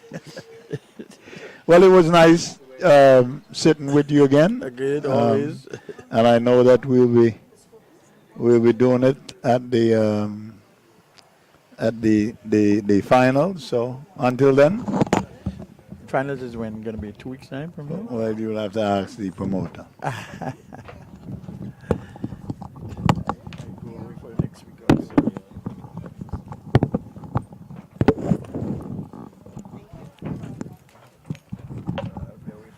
Come on, Frankie. All right, guys. Let me just the score: 141 for 9 from 20 overs there, and so we have in studio with us. We have Junior Henry. Junior, 141 for 9. When you guys won the toss and decided to bat, what really was your goal, the first strike? Well, our goal was to basically get a good start from the opening pair. Looking at 50 to 60 runs in the first 6 overs, and then carry it on where we're looking at to get a total of within the range of 170 to 200. All right, and then you would have lost 2 quick wickets in Philip and Yuri. How did that change your recalibration of your total? Yes, it did a bit. Well, after getting a couple of boundaries in that same over, losing these 2 quick wickets, it actually put us back where we had to actually double check our total again. So we were just trying to build back slowly. How was batting out there? One of the things I noticed in the early part of the innings, you guys scored quite heavily in boundaries. Was it due to the power play, or was it just the way the pitch was playing? How was the pitch playing? The pitch was playing a bit slow, I must say, but because it was the power play, we were trying to get as many as possible within the power play with the first 6 overs. But it was a bit difficult batting, but with the positive mindset, that's what carried us on to the way we batted up front. All right, 141 for 9, 20 overs, just about 7 runs and over. How defendable is that for your team? I feel it's defendable with the quality of bowlers we have. Kerry, Leggy, I trust them, up front to give us a couple of quick wickets. And in the middle overs with Kerrick, young Kerrick coming in. He's a decent fast bowler, I must say. And he could just maybe give us a few dot balls in between.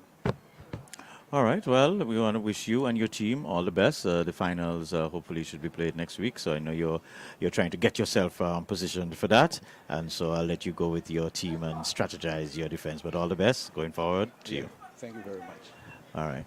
So, ladies and gentlemen, that was Junior Henry from the Rising Sun team and the opening batsman. And so we just want to congratulate him on his effort. 27, I think he made, not out. 27 outs. 27. 27 with a couple of good lusty hits. So all the best, Junior. Okay, thanks a lot. All right. Okay, so ladies and gentlemen, we're here as the pitch. I think I see the roller is on the pitch, so they're just getting it prepared for the second innings. 142 required for victory there. And I must say, as Frankie comes back into studio, Frankie, just from looking from the back part of it, just observing the game there, I was very impressed with the youngster again. I think it's Andre Peters. Peters, yes. Yeah, Andre Peters. He seems to have maintained a solid control in the early part. He may have tired a bit in the latter part, but I think, again, a second week in a row, he looked pretty comfortable out there. Indeed, I'm impressed with his control, bowling, leg spin, but he showed very good control, as I said, and kept his nerve. He didn't let the attacking or intent of the batsman intimidate him. Just kept his nerve, kept his line and length pretty well throughout his spell. Most definitely. I was also looking at the batting of this Tong. Trying to remember his Taim Tong. He's generally revered as a bowler, and he is a bowler, but he looked quite compact. He gave his team a little rear end guard there, and I was very impressed with his composure and his shot selection in that innings there. Yes, and that was good to see, especially considering the start that Rising Sun got with those ill-advised attempts at runs and the stumping. And they lost 2, 3, 4 wickets pretty quickly. So the stabilization and a good head was needed at that time, which the batsman provided. Yes, and I think Delon Wills also played a nice innings there, just keeping the innings together. The captain, Kerry Mentor, did not come to the party this time around, but I felt Delon played pretty controlled most part of his innings, although he didn't really get a big score, but he was able to occupy some time and really keep the bowlers at bay. Yes, and with the score, what they got to 141? 141. You think that that's enough, or will that be easy pickings for the Jennings team? I think if Rising Sun can get some early wickets here, I think the Jennings batting is a bit suspect. I think it relies heavily around trying to remember his name there. Michael Dover. Derhari, Francis. These guys, I think it's reliant heavily around them. They do have, I see they're reinforced with Keith Baltimore, who can handle his hand. George Elvin is also there. Shane Burton. So, well, maybe I should take it back a bit. Their batting lineup seems to have some depth. So they would you call it. They would Sorry, go feel. ahead. Yeah, no, I'm saying now I'm looking at the batting lineup on paper. It does have a little depth in it. Okay. Guys who have been around, as I said, Michael Dover. We know Shane Burton has represented Antigua before. Keith Baltimore, he has been around. We also have the Michael Dover, Dimitri Lucas. He can hold the bat. Dari Francis. So it's a good game. I think the total is about, I would say, 20 runs below par.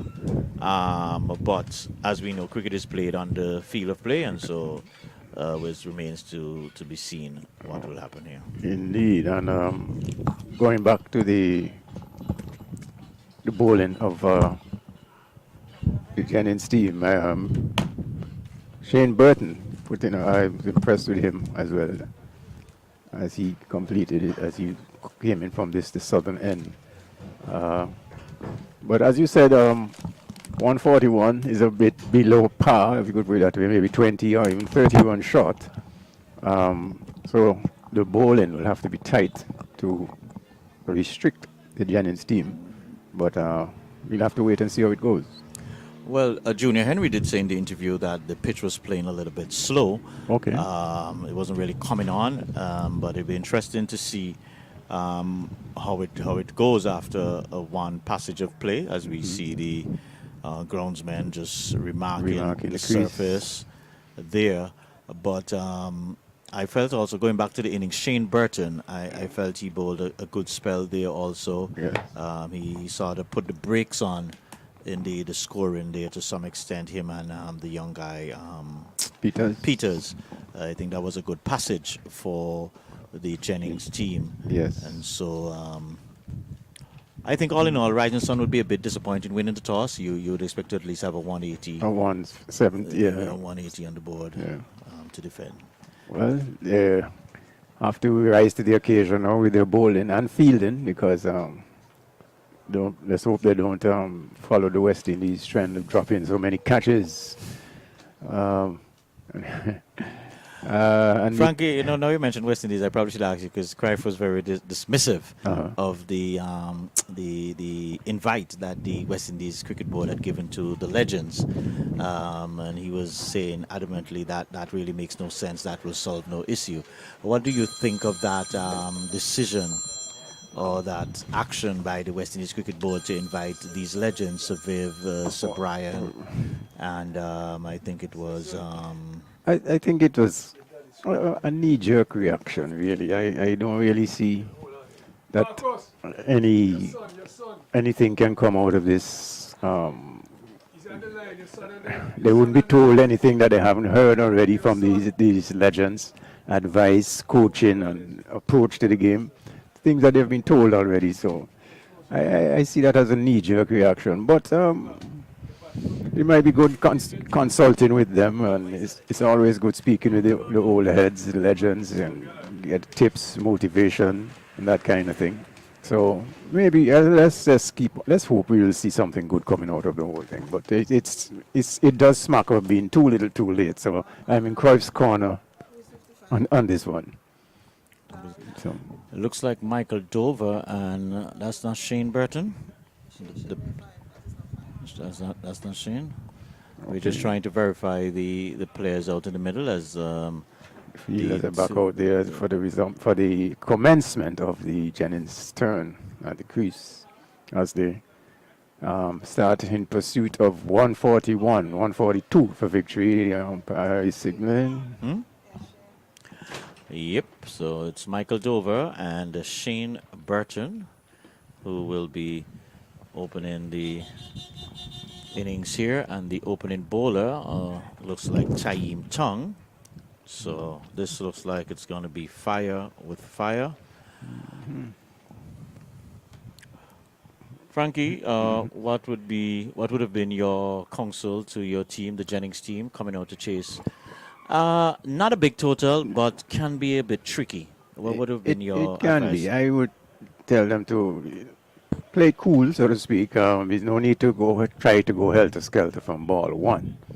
Just play cool. They went to the full 20 overs, 140, asking rate of 7.2, 7 runs per over. That is quite gettable. It doesn't take slugging and from ball one. Yes, you have to take the ones and the twos, keep the scoreboard ticking, but surely do it in a rational way. Well, he did not get your advice. He did not hear me. Frankie, or if he heard you, he disregarded. He disregarded. Yeah, right. First delivery, he was coming down the wicket, just having a wild slog, not even keeping his eyes on the ball there. Very, very disappointing, I would say, from a person who was I think he made the national team this year. If I'm not mistaken, he played in the Leeward Islands tournament. That's right, tournament. Okay. And that's not an approach. But let's see what happens here as Taim Tong And well, he's a happy hitter. Is a chance for a cut? No, it does not. Does Did that? it go all the way? It does- Signal yes, 6 the it did. umpire Yes, it did. signal 6. So, So the score so 6 without loss. moves on to 6 without loss. Well, the batsman is certainly not taking heed to my advice, if he ever heard it, but he's certainly making his intention known from the get-go. Most definitely. He seems to be playing premeditated shots, though, but let's see what transpires. Whoa. It's just Why not possible? Let's see what's happening here. The batsman came through. The umpire is going to signal wide. wide. So that's 2 wides to the score there. Score But did goes- you see the shot the batsman attempted? No, Kind of scoop. unfortunately I did not. And the ball way outside. Versus batsman close in the ball. Whoa. Well, the batsman is definitely telling you that he is going to be making an approach at everything. He doesn't want any dot balls Well, because, as you said, a bit of a senseless approach. yes, there's no need for helter-skelter approach. Yes, it's just 20 overs and you have to meet the required run rate, but certainly do it with common sense. So the score is on 8 now, without loss.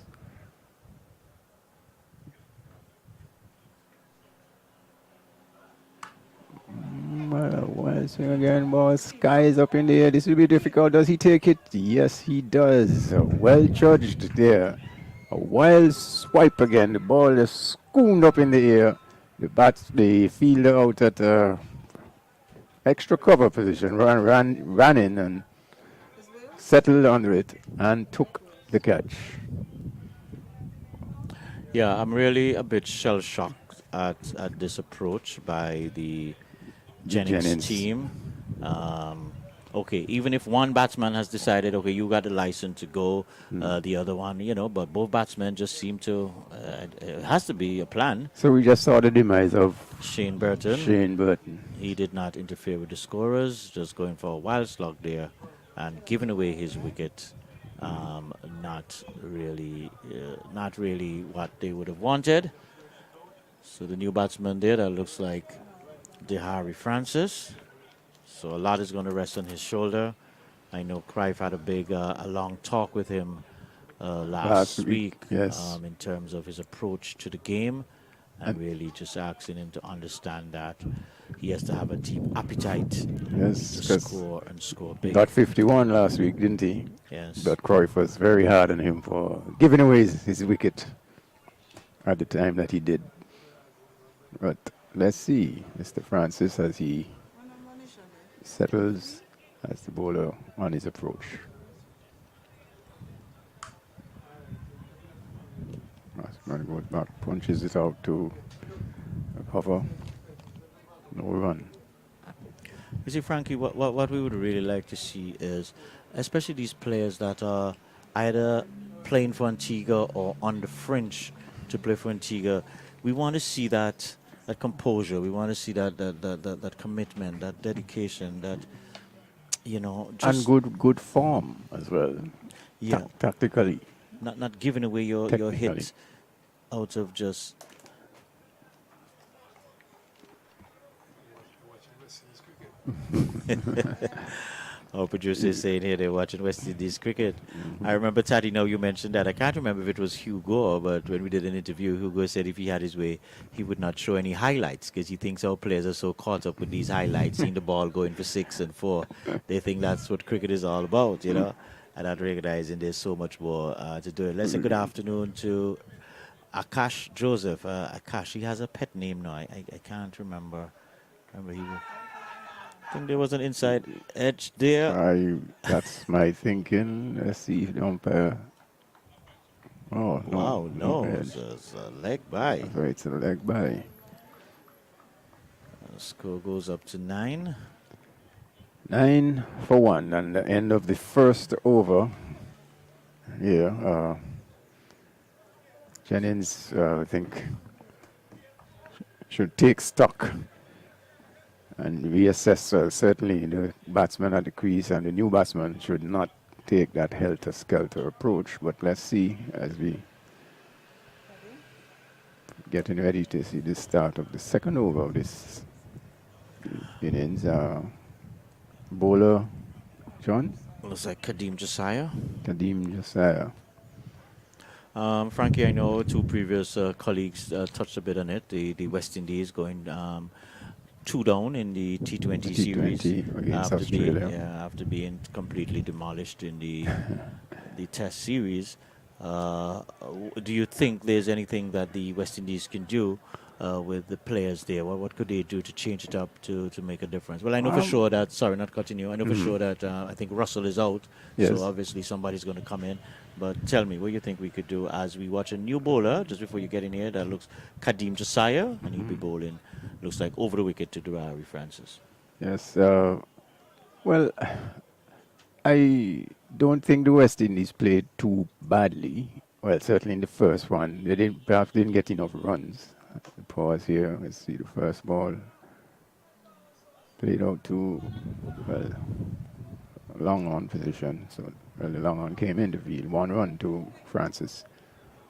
Yeah, I don't think we can take heart from what I saw. I mean, it wasn't a bad defeat. But the second match, West Indies played badly, really.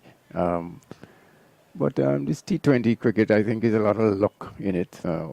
One catch at a crucial time can sway a game, or one drop catch can sway a game. So we just have to wait and see, and hope we get some entertaining cricket down in St. Kitts. Ooh.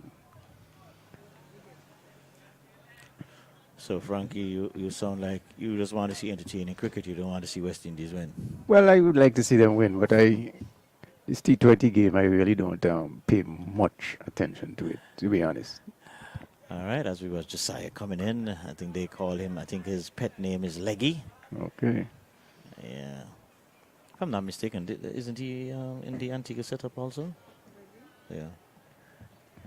Yeah, I think I've heard the name in the Antigua setup. He has taken quite a few wickets too. Yeah, he bowls very well. We see the old veteran, Derek Morrill out there, giving some instructions. Okay.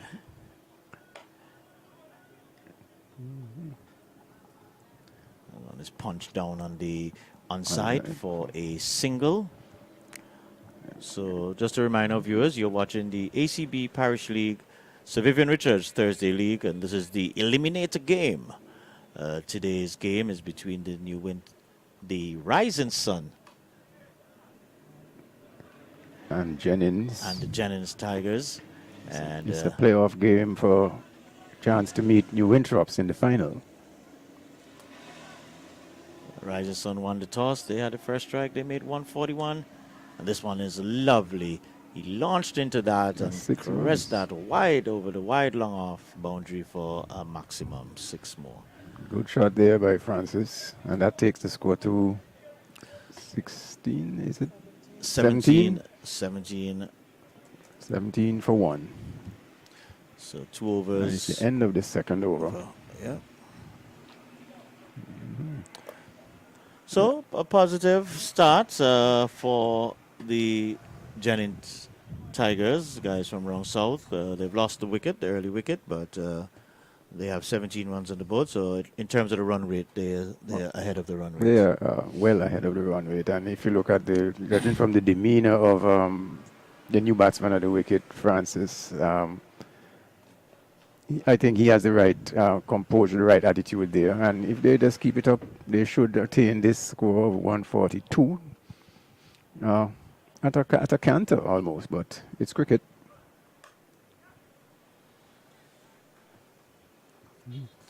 So Michael Dover just hanging his bat out there, but luckily for him, getting it into the middle of the bat and into the offside for a single. So the score goes up to 18 for 1. Remember, the target here is 142. Yes. You described that as hanging his bat out there a minute ago, John. Okay. I felt he pushed back and he. Oh, that's a great shot. That's a there, beautiful man. shot there by Over mid-on. Francis. Four more. Suspected he realized the field was in and he just held that over the top. Beautiful free swinging shot there. And the score goes up to 22 for 1. Should I engage you, John, in a prediction battle as our friends Cruyff and Clement like to do? I'm afraid the only thing I would like to do, I would really like. I heard Cruyff saying that Taddy was his captain. I would really like to do an interview with Taddy to feel what he felt, what was Cruyff's role in his team. Yes. If he was short of men or Cruyff was that good to make his team. My thoughts exactly. We have to bring our producer Taddy in on this one. So an adjustment being made in the field there. So the slip is now coming out, and the captain himself, Kerry Mentor. So it's a very strong offside field. A man on the third man boundary, point, cover point, wide, mid off. And this one is over the top. Well played there by. Going all the way for 6. Yes, it has. Rocked back and slapped it, square the wicket. And so definitely the Harry taking full advantage of that opportunity there.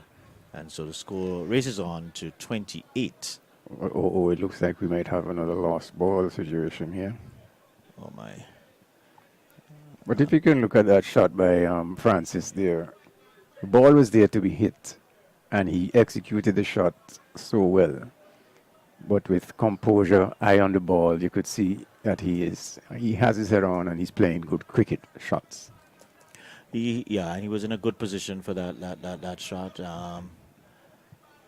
You know, I think I don't remember if it was Cruyff and I was speaking last week, and this is the challenge we have. When we have these sort of talent here, who is grooming it? Who is working on it? Where is the cricket academy? Where is that factory setting? I think we have to you just went to that word, factory setting. We have to get people like the Ayatollah back in the arena to do coaching.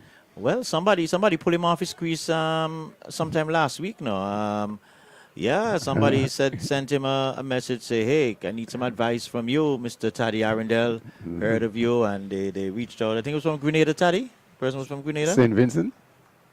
One of these. You think it was St. Vincent? St. Vincent.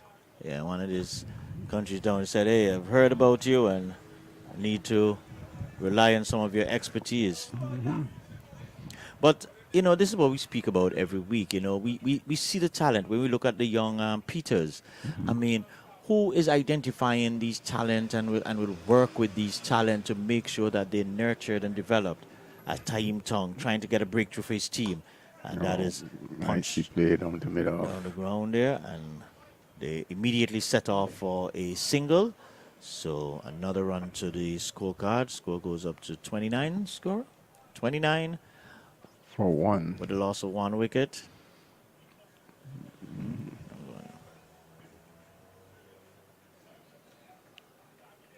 Well, and you ask John, who is looking at these young players coming up, and who's tasked, or should we have a local academy where we identify these players?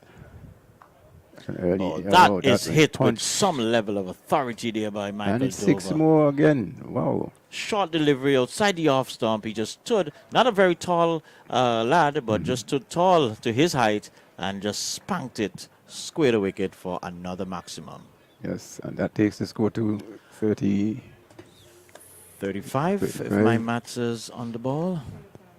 35. Oh. So third over in the bag. So they're really romping away here. Racing along. Yep, almost 11.4 runs per over.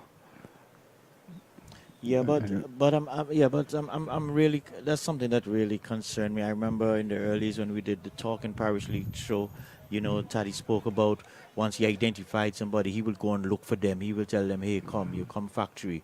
and he say he give them the hard tests, and he run them through the mill to make sure that they're prepared and ready for this thing. Oh, that's a quicker one there. Quick one. But I definitely think we need to have an academy or a little coach, whatever you want to call it, for these, and when we identify these players and get them into the coaching and into the academy. As this one, oh, Full toss, and full toss, punched it for 4. 4. So definitely good batting here by Dahari, recognizing a loose delivery and capitalizing on that opportunity there. And we did say at the start of this innings that the rising sun bowlers would have to be Titans, but so far, unfortunately for them, they have not been tight. Dishing up some nice juicy deliveries there, which have been taken advantage of. Yes, but it's Josiah trying to get a breakthrough for his team. And again, That one going down leg. going down leg. I think Francis would be well advised to try and come forward to Josiah. I don't know if he's getting a top spin on it, but he's really pushing back Francis.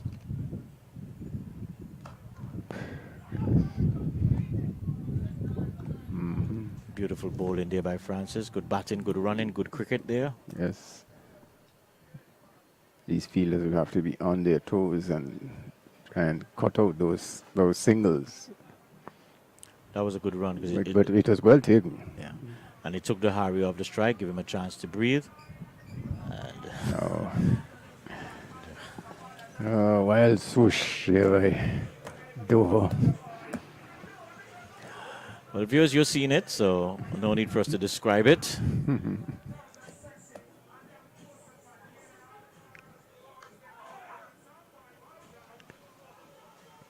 See. And that's all that's needed. Just play the ball and its merit. You are way ahead of the required run rate. No need for the big wild swipe. If the ball is there to be hit, certainly hit it, but not with that wild head in the air type of shots.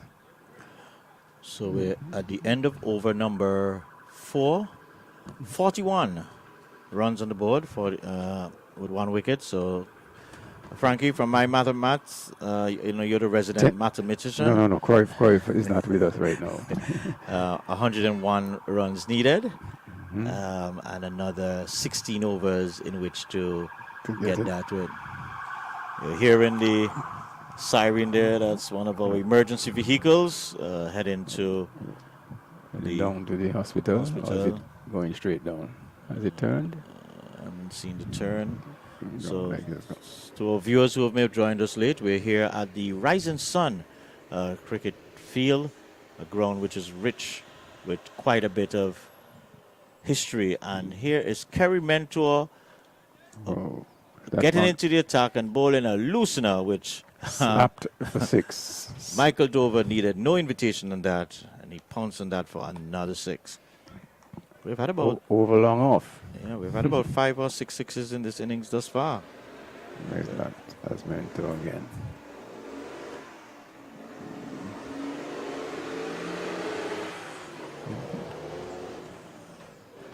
So that takes the score to 47, is it?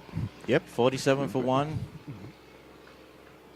As we look out here at the Rising Sun, looking across, we can see our high courts out there and a long line of traffic as persons are trying to get their way home. Oops. Oh, this leg. Yeah, one more. And that's 1 run there, so that's the next one. 48. 48 for 1. 48 for 1.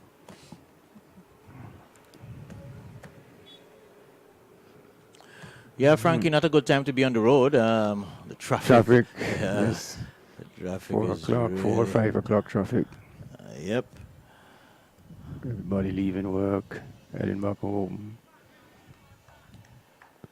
And Frankie, you already have your costume for Saturday, I think it is. Saturday's T-shirt mask. Oh, well, I was going to ask you what's happening on Saturday, so that should give you your answer. I see our scorers here raising her eyebrow. I guess she's all prepared and ready. Oh, she's having a long shake of her head saying, not me. So you mean you haven't gotten your T-shirt and cut it up into all these lovely designs?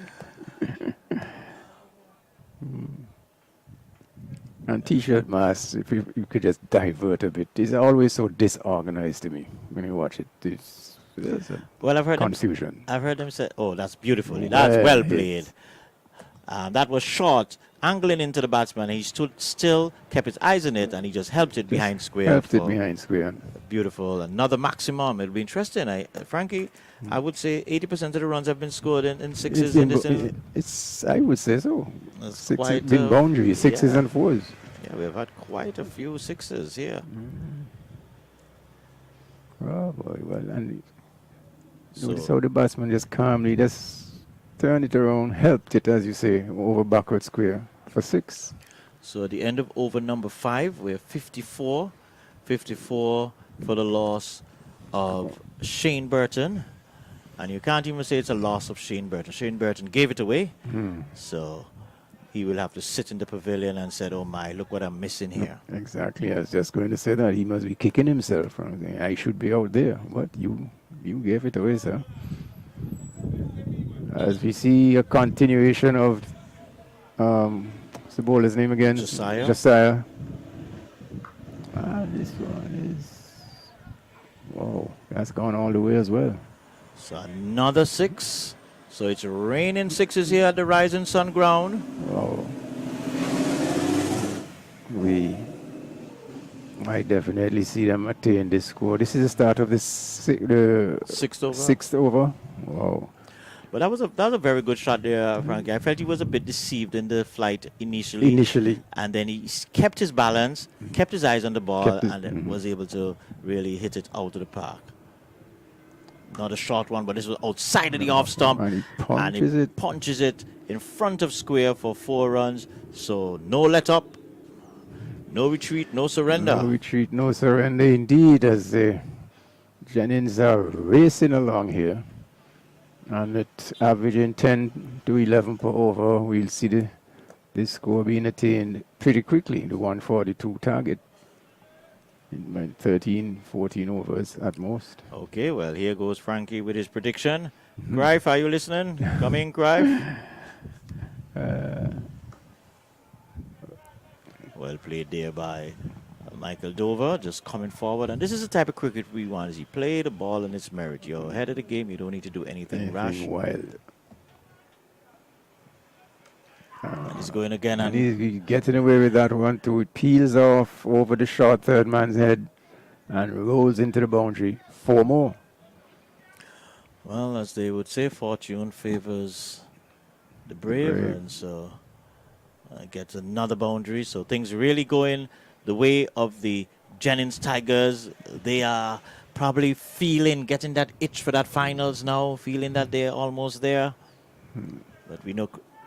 No. Reverse sweep. Attempt there. Beaten, and beat the keeper. Roll down for 1 by. Leg by. Leg by, sorry.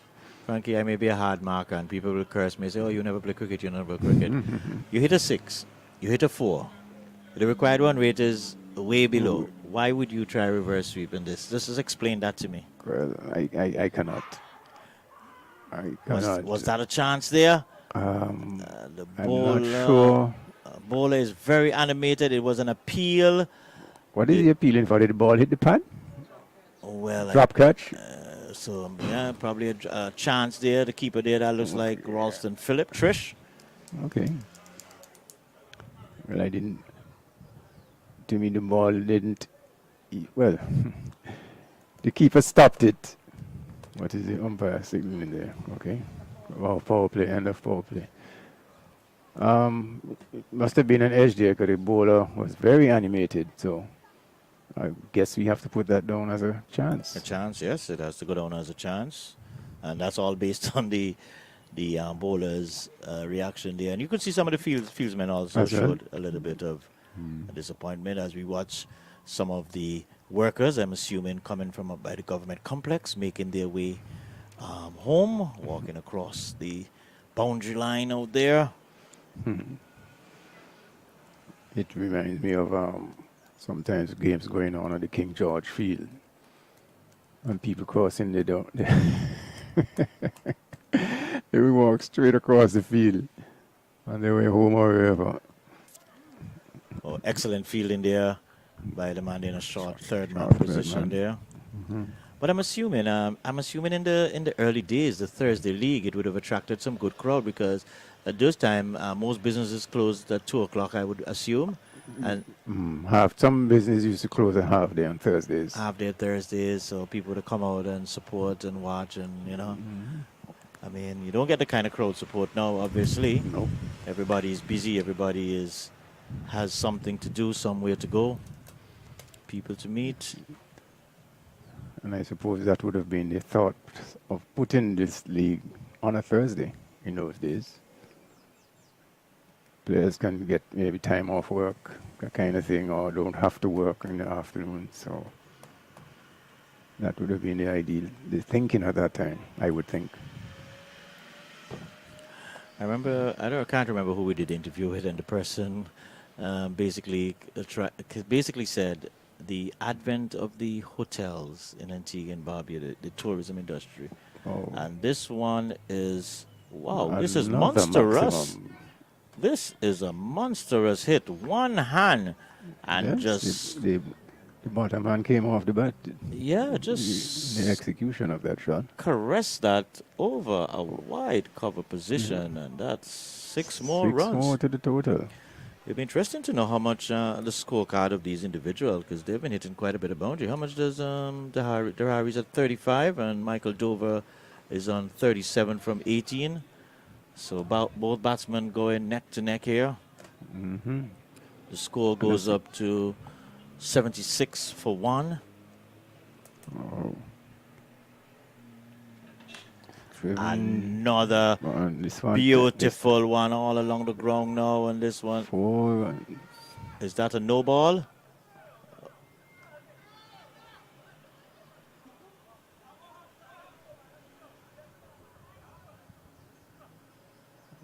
Lot of instructions and So a animated. no ball signal and 4. 4 runs. So the pressure is going.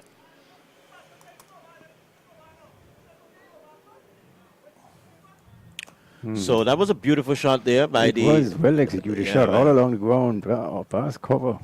4 runs. It's really good to see Dehari getting in his stride. Really love to see the batsmanship there, not doing anything extra, and a good part of the game there. Just executed with good good technique rather. So the score is 81 for 1, and We are in the 9th. no, Frankie, we're in over number 7. Number 7. Oh, 6.3 overs. 2 overs ahead. Okay. Yes, Frankie. Over number 7. Wow. So good batting so far by these two. Really, yes, Michael Dover's played a few indigenous stroke, Yes. but he looks like he's settled in a bit now. Playing the skipper, I think Dehari is the skipper here, and he has really played positive, and what he's done, he's looked solid. He's not slugging, he's getting in position, keeping his eyes on the delivery, and a very good so far in this innings. Okay. Ball retrieved. Time to resume. So Dehari's on 39, Michael Dover is on 37 from 18, so almost a similar strike rate these two batsmen are going at. Strike rate of 200. Definitely Michael Dover is over 200. And this one is creamed down the ground for another boundary. 4 runs.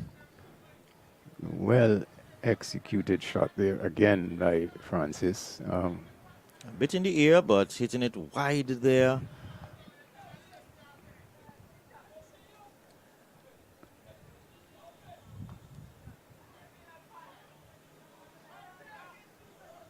No. Whoa. That's a chance for a run I out there, thought but would you say that's good running or sloppy fielding? Sloppy fielding indeed. No sense of urgency from the fielder, even after the fumble. And the batsman took full advantage. So it's Mentor. Lovely day to see the batsman pushing out there and just hitting it down the ground. So a good over there for the Jennings team there. And so after over number 7, the score moves up to 87. 87 for 1. Strike rate of 12.4 at the present time. So definitely you could see that the Jennings team, sorry, the Rising Sun team, they're very fluttered, not knowing how to react to this. Just a bit disorganized at the moment. Obviously something has disrupted the captain's thought process in that last over. And so the required run rate now is down to 4.2. So 45 for Dehari. So he's slowly going in terms of strike rate, trying to catch up to Michael Dover. And that's all that's needed, Frankie. Just play the ball play it on his merit. On his merit.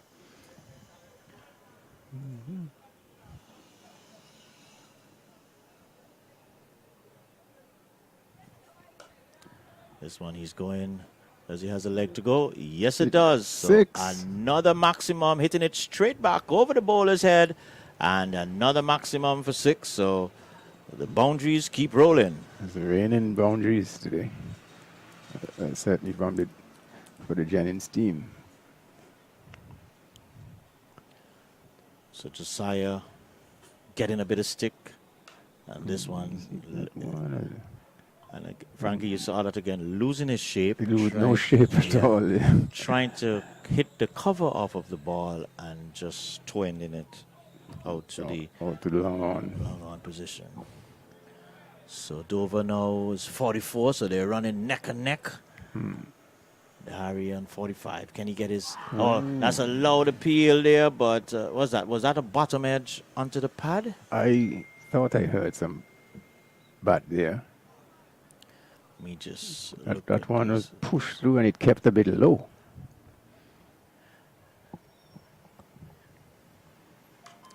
He's going, peeling off the edge. There's a chance for a catch, and he drops it there. Man coming off of the extra cover there. Cover boundary. And should have taken that at this level. I'm wondering if that is... I don't think he judged it quite as well as he could have. That might be Robinson. Do you have a Robinson in the team? No, that's not Carrick. That's Carrick? I thought Carrick wore the yellow hat. Or maybe he changed his hat. He batted the yellow helmet. Okay, so that looks like Carrick Mentor who dropped that catch. He should have taken that. So they ran 2, I think, there. No, they ran 1. So Dehari getting a chance there. And so the end of over number 8, and the score 95 for 1. Remember, the target here is 142. So my maths tell me they need another 50, not 50, 46, 47, another 47 here, and they have 12 overs. They have quite a lot. They have over 72 deliveries. And so they're going to go back. Probably the last dice here, getting Taim Tong, their opening bowler, trying to get a breakthrough here. Surprised I haven't seen Carrick Mentor into the attack. He has been a constant performer for this team. Also, Hilroy Andrew bowls a little medium pace. But they're going back to their ace bowler, in Taim Tong as he bustles over the wicket. Short. Short and is slashed off of a thickish outside half of the bat, and that's 4 runs. If I'm not mistaken, that should be 50. Down to third man. Down to third man. That should be a 50 for Dahari Francis there. So a consecutive 50 from 27 deliveries. And I must say, beside that chance that he gave there, Frankie, a very polished innings. Yes, he's looking good. Playing some good cricket shots. He's gotten some help from the bowlers in terms of some very juicy deliveries being served up to him, but he has looked good, showing good form. That's one down the leg side, signal thus wide by the umpire.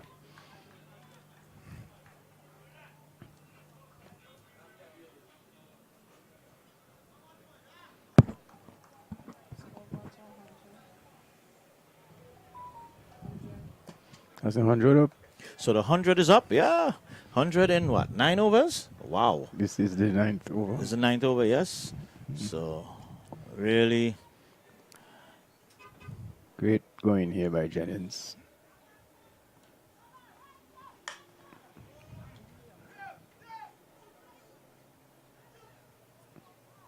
Francis seems to like to take that bottom hand off the bat when he executes some of these drives. I'm not a coach. Maybe I don't understand the game too, but I think something he needs to work on. I noticed a few of his drives have been uppish. Uppish. Yeah, and that is something that I wish his coach, or I hope he is also recognizing that he needs to make some level of whatever adjustments needs to be done there. When he's driving, he needs to get on top of the delivery, over the delivery, and play it there. So. Just my no cricket observation. Yes, so ladies and gentlemen, you're watching live cricket here from the Rising Sun Cricket Ground. You're watching the ACB Parish League, Sir Vivian Richards Thursday League. It's the eliminator game. And Frankie, it's about, about 3-4 years now. We have converted to the 20-over format. Before, I think it was, 35? It used to be 30 or 35 overs. Thursday League. Yeah, Thursday League, and so it has been rebranded. I think this is the 3rd year. It has been rebranded into a 20-over format, and so they're battling to face the New Winthrops. Batsman scampering a single there. Not that they have any urgency to do so, to take these quick singles, but one was there to be taken. Yes, so, John, have you ever played Thursday League? No, I've never played. The furthest I've played any cricket is school league. Oh. I played right down there at St. John's Ground. Yeah, man. My trademark there is getting the ball right in my rib cage. I can remember that very vividly. And there we see another improvisation shot that is not really necessary, but seems to bring some level of entertainment to the players. 2 runs to the better for them. So, as they keep chipping away, well, not chipping away, racing, I should say, towards this target of 142. We want our batsmen to learn. Okay, so it's the end of the 10th over. So halfway mark in terms of over, the score. How many? 9 gone? 9 overs, yeah. 9 overs, sorry. Okay. We're racing ahead ourselves. 100 and... looks... No, that's it, right? 105. 105 for 1. So this must be what? About 99-run partnership? When did they... It'd be interesting if we could find the partnership here, because I think I remember... How much did Burton get? Burton hit a 6? No, Burton got 0. He got 0, okay. But I think Dover hit a 6 before. Yes. So there's a new bowler coming in. Is that Justin Robinson? So Robinson, I'm not too familiar with if he's a leg spinner, off spinner. Let me see. Oh, it's a left-hander. Down the one leg down side, the though. leg side. Signal wide. Signal wide.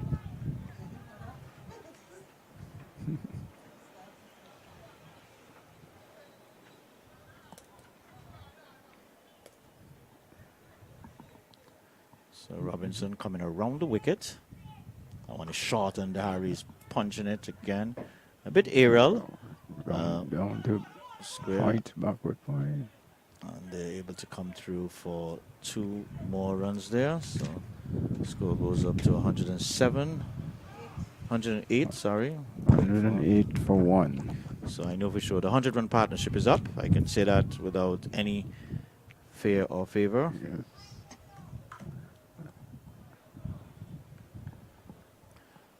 So an easy single here for Dover. Dover, he should be near to his What's that? What's going on? Overthrows? overthrows. Oh my. My goodness.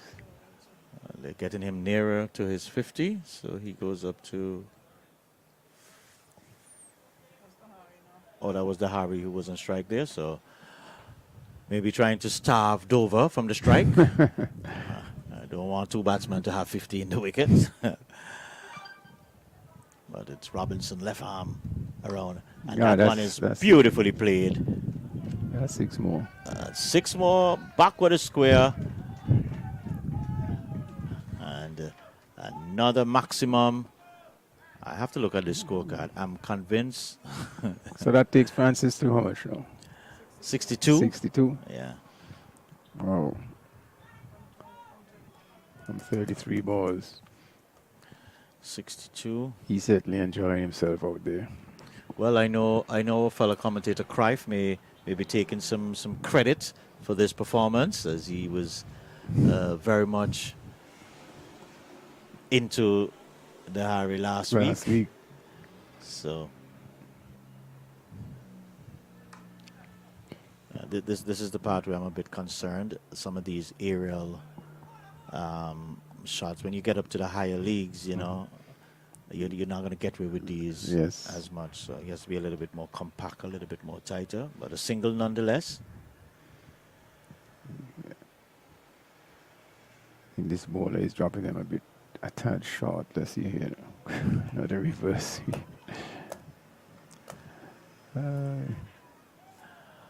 Now, let me ask you a question, Frankie. You're going to play that shot to get a single? Why don't you just stand straight and punch it into a gap in front of you and get a single? That is less risky. Less risky, certainly. I think the batsman though is just there to enjoy himself. Yeah, but Frankie, cricket has changed now. There's so you're being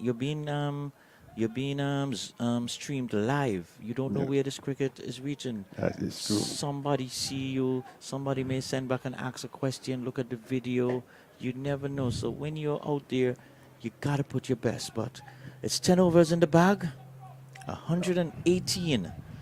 118 for 1. So Maintaining that 10 point to 11 runs per over.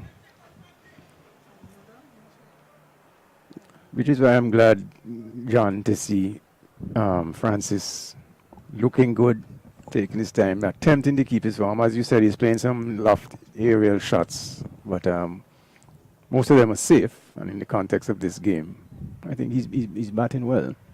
yeah, and as I said, he's keeping his shape, he's keeping his composure, he's keeping his eyes on the ball, which I think is most critical here. And as I said, these are just 118. So 118. Taim Tong is going to continue as Kerry Mento is really trying to get that breakthrough. He needs that breakthrough. And this one is slapped again. 6 more. In front of square and 50 for Michael Dover. So we have double half centurions, if there's such a phrase. Yes, well, congratulations to him. He's out there just trying to enjoy himself, trying all kind of things. But it's easy going out there for him. The bowling has not been particularly impressive. So it's been easy work for the batsman.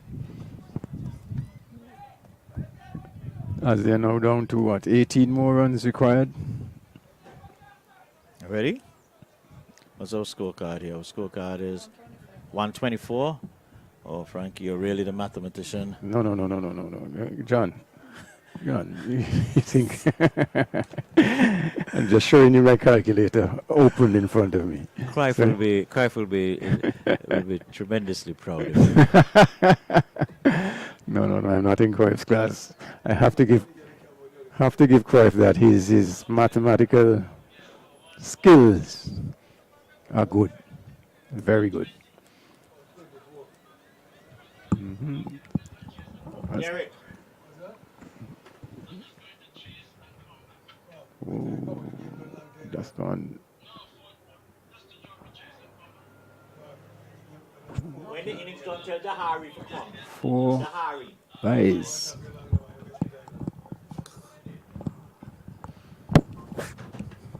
What was the? Okay. 4 byes he signaled, eh? 40 runs needed. Okay. So scorer is telling us 14 runs exactly needed for this is going to be a comprehensive victory. And Frankie, this is good confidence that Jennings can take into that Into the finals final. with new interrupts. And if these two batsmen can go batting not out, it really would bluster their personal confidence. And then, you know, we hopefully should have a good game next week, Thursday. Right. Well, if it's next week, Thursday, we'll wait for confirmation Wait for confirmation on that. on that. Yes, certainly this will do their confidence a world of good because they will be coming up against a New Winthrop side that's on a high right now, and they have been playing good cricket this season. But Frank, in a situation like this, what's best? The team that's playing now or the team that's getting the rest? New Winthrop is getting the rest. Well, I would prefer to be the team that's playing now, because you're getting nothing beats match practice and time out there in the middle. Another one down Another the leg one. side. So the countdown is on. 13, 13. 129 for one. So this has been now a little delay here as Dover is asking for some sort of assistance from the pavilion, but I'm not seeing anybody like they are addressing. Is he retiring? Don't know. We see a padded batsman coming out. I see a He padded must be batsman. retiring. He's probably retiring. Okay, I'm not certain. So we'll have to just put retired out, not injured. It's not retired hurt, as far as I'm aware. Well, I have to wait for word from the umpire at the end after the match. To see what we enter into the official scorebook. Retired, yeah. Just put retired, yeah, but It looks that way.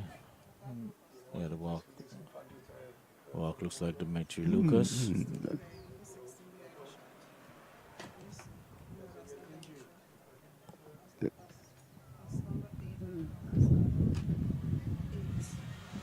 Dimitri?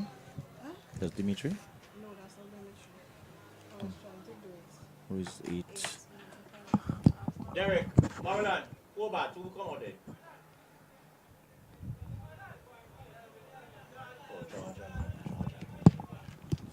so the new batsman is Elvin. Yeah. Just apologize to our viewers. Unfortunately, we don't have the lineup with the numbers, and some don't have numbers, and some have wrong shirt with numbers. So it just creates a challenge sometimes. But Elvin is in there, half-hearted appeal. Let's see if we got any bat onto that.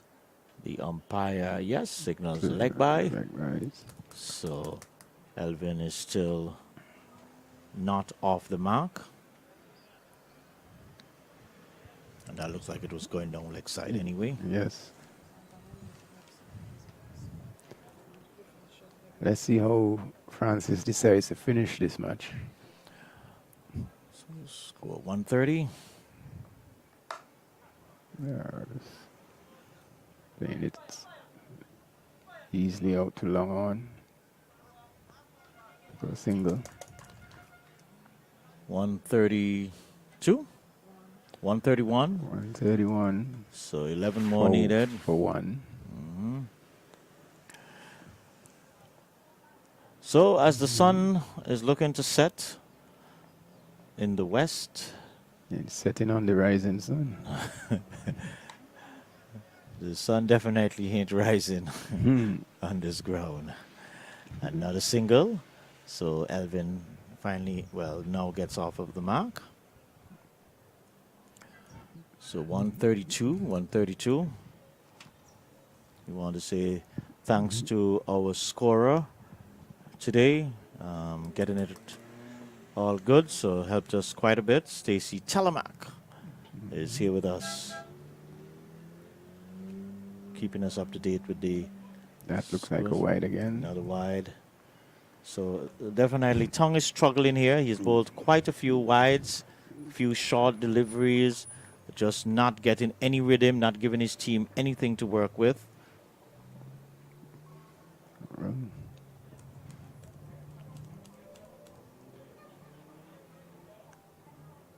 His radar has been off. Comes over the wicket. And this one is nicely played. Just walking across his wicket, coming down a couple of steps and just clipping that down to a vacant fine leg Fine leg. position. And 4 more beautiful runs off of the bat of Dahari Francis. That takes him to 67, is it?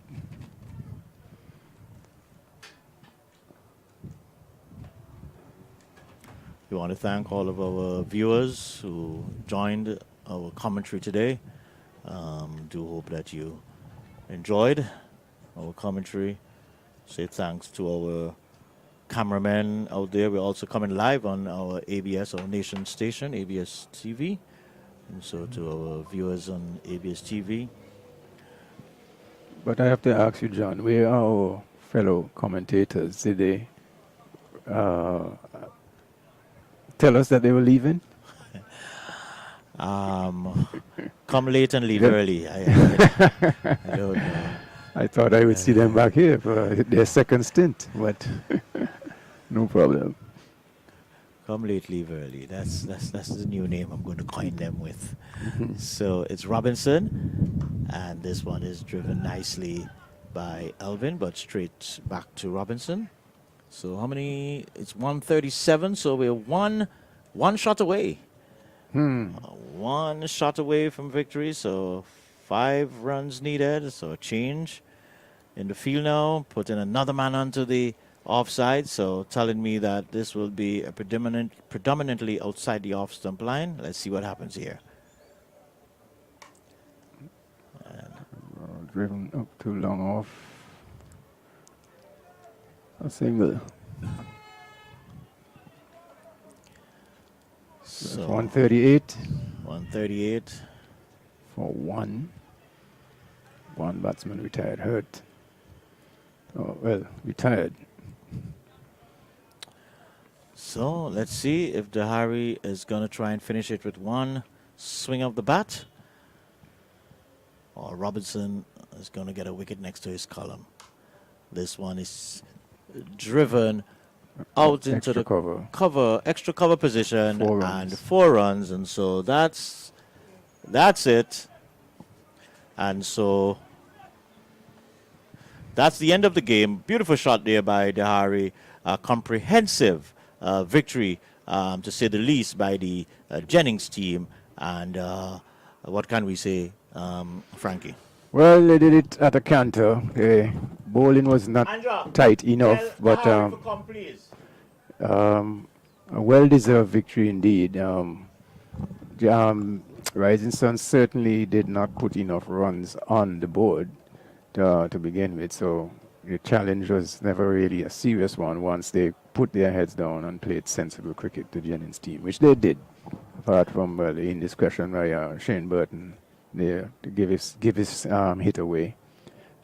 Dover came in and can't say he didn't look the part, but he played some rash shots as well. But he survived and stayed there in a 100 over century partnership with Francis, who played very well indeed and took the Jennings team home to victory.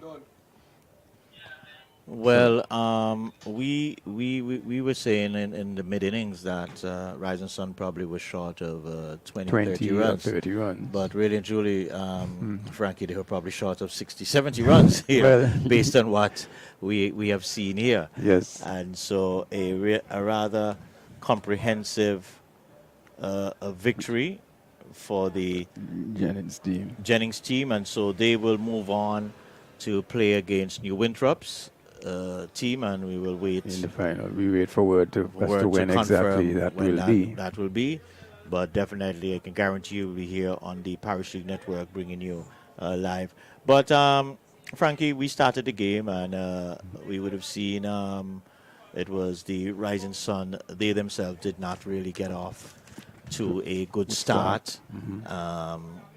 Trish Phillip did hit 2 good sixes, and then actually we said gave his wicket away. Yes. And then Yuri Smith also got excited running down the wicket, got stumped. And so they did not get the start that they would have been looking for after winning the toss, and that would have significantly hampered. Set them back quite a bit. And they did show some effort and resolve in getting up to that score of 141. But as we said, that was certainly at least 30 runs short, given the conditions here. It's not a particularly big ground, and once they kept their heads and kept their shape and form, they would attain the score, which they did quite easily. Most certainly. And okay, so we're just being informed that the Harry Francis has been crowned or given the player of the match, and I think well deserved. And just to speak a little of his innings, there, Frankai, it was the level of composure. Yes, which, as we say, we want to see from these players who are at national level, so to speak. We want to see that form, that composure, that tactical awareness, and game awareness also. And just to make us prove to us and show us that, yes, they are the part, they know the part and know what they have to do and have the ability to do it. So it's good that, as you say, we saw that from Francis, and he certainly anchored the team, so to speak, and just kept his head, kept his composure, played good cricket shots, and took advantage of bad bowling when it arrived, when it came up his way, and took his team home. So we've seen the players congratulating each other now when everybody back have cleared the field. We're trying to get Harry Francis to come and do an interview with us. I can see him loping up towards, well, not towards us, but towards the Rising Sun camp below us, camp/dressing room, so to speak. But we hope to have him on our microphones here to have a little chat with him. Yeah, but as I said, Frankie, very impressed with the way he played. He didn't look like he wanted to give it away, like he wanted to bat, and that was very good. And so, wait. Yes, indeed, and he was kept his composure, as we said, and he looked the part, certainly, and he got a half century last week, 51, I think. He's 60, what is his score today? 72. 72. From 37 deliveries, so just, okay, 72 just shy not of, out. Yeah, 72 not out, just shy of 200 strike rate, and not... As we see him coming.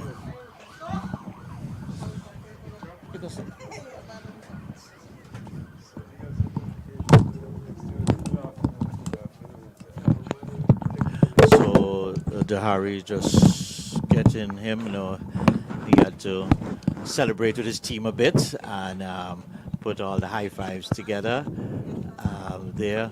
So Dahari, good afternoon again. Welcome to the Parish League Network, Mike. Good afternoon. Thank Good you for having me. Yes, sir. Well, 2 half centuries on the trot. Yeah. How is it feeling? Oh, it's feeling great. Just struggling a bit, so it's happy to find some form now. All right. Fellow commentator Frankie and I were watching you out there, and we were saying, last week, we know one of our commentators was very tough on you, Yeah. giving you some real stern words and guidance, and we were just saying it was just good to see you out there batting with a sense of. It looked from here with a sense of purpose, a sense of control. Yeah. What was batting like out there for you? Oh, it was amazing. When I went out to bat, the plan was to bat all overs, get through the runs without losing my wicket. So it's good that I did that, and just looking forward to the finals next week. That's all. All right.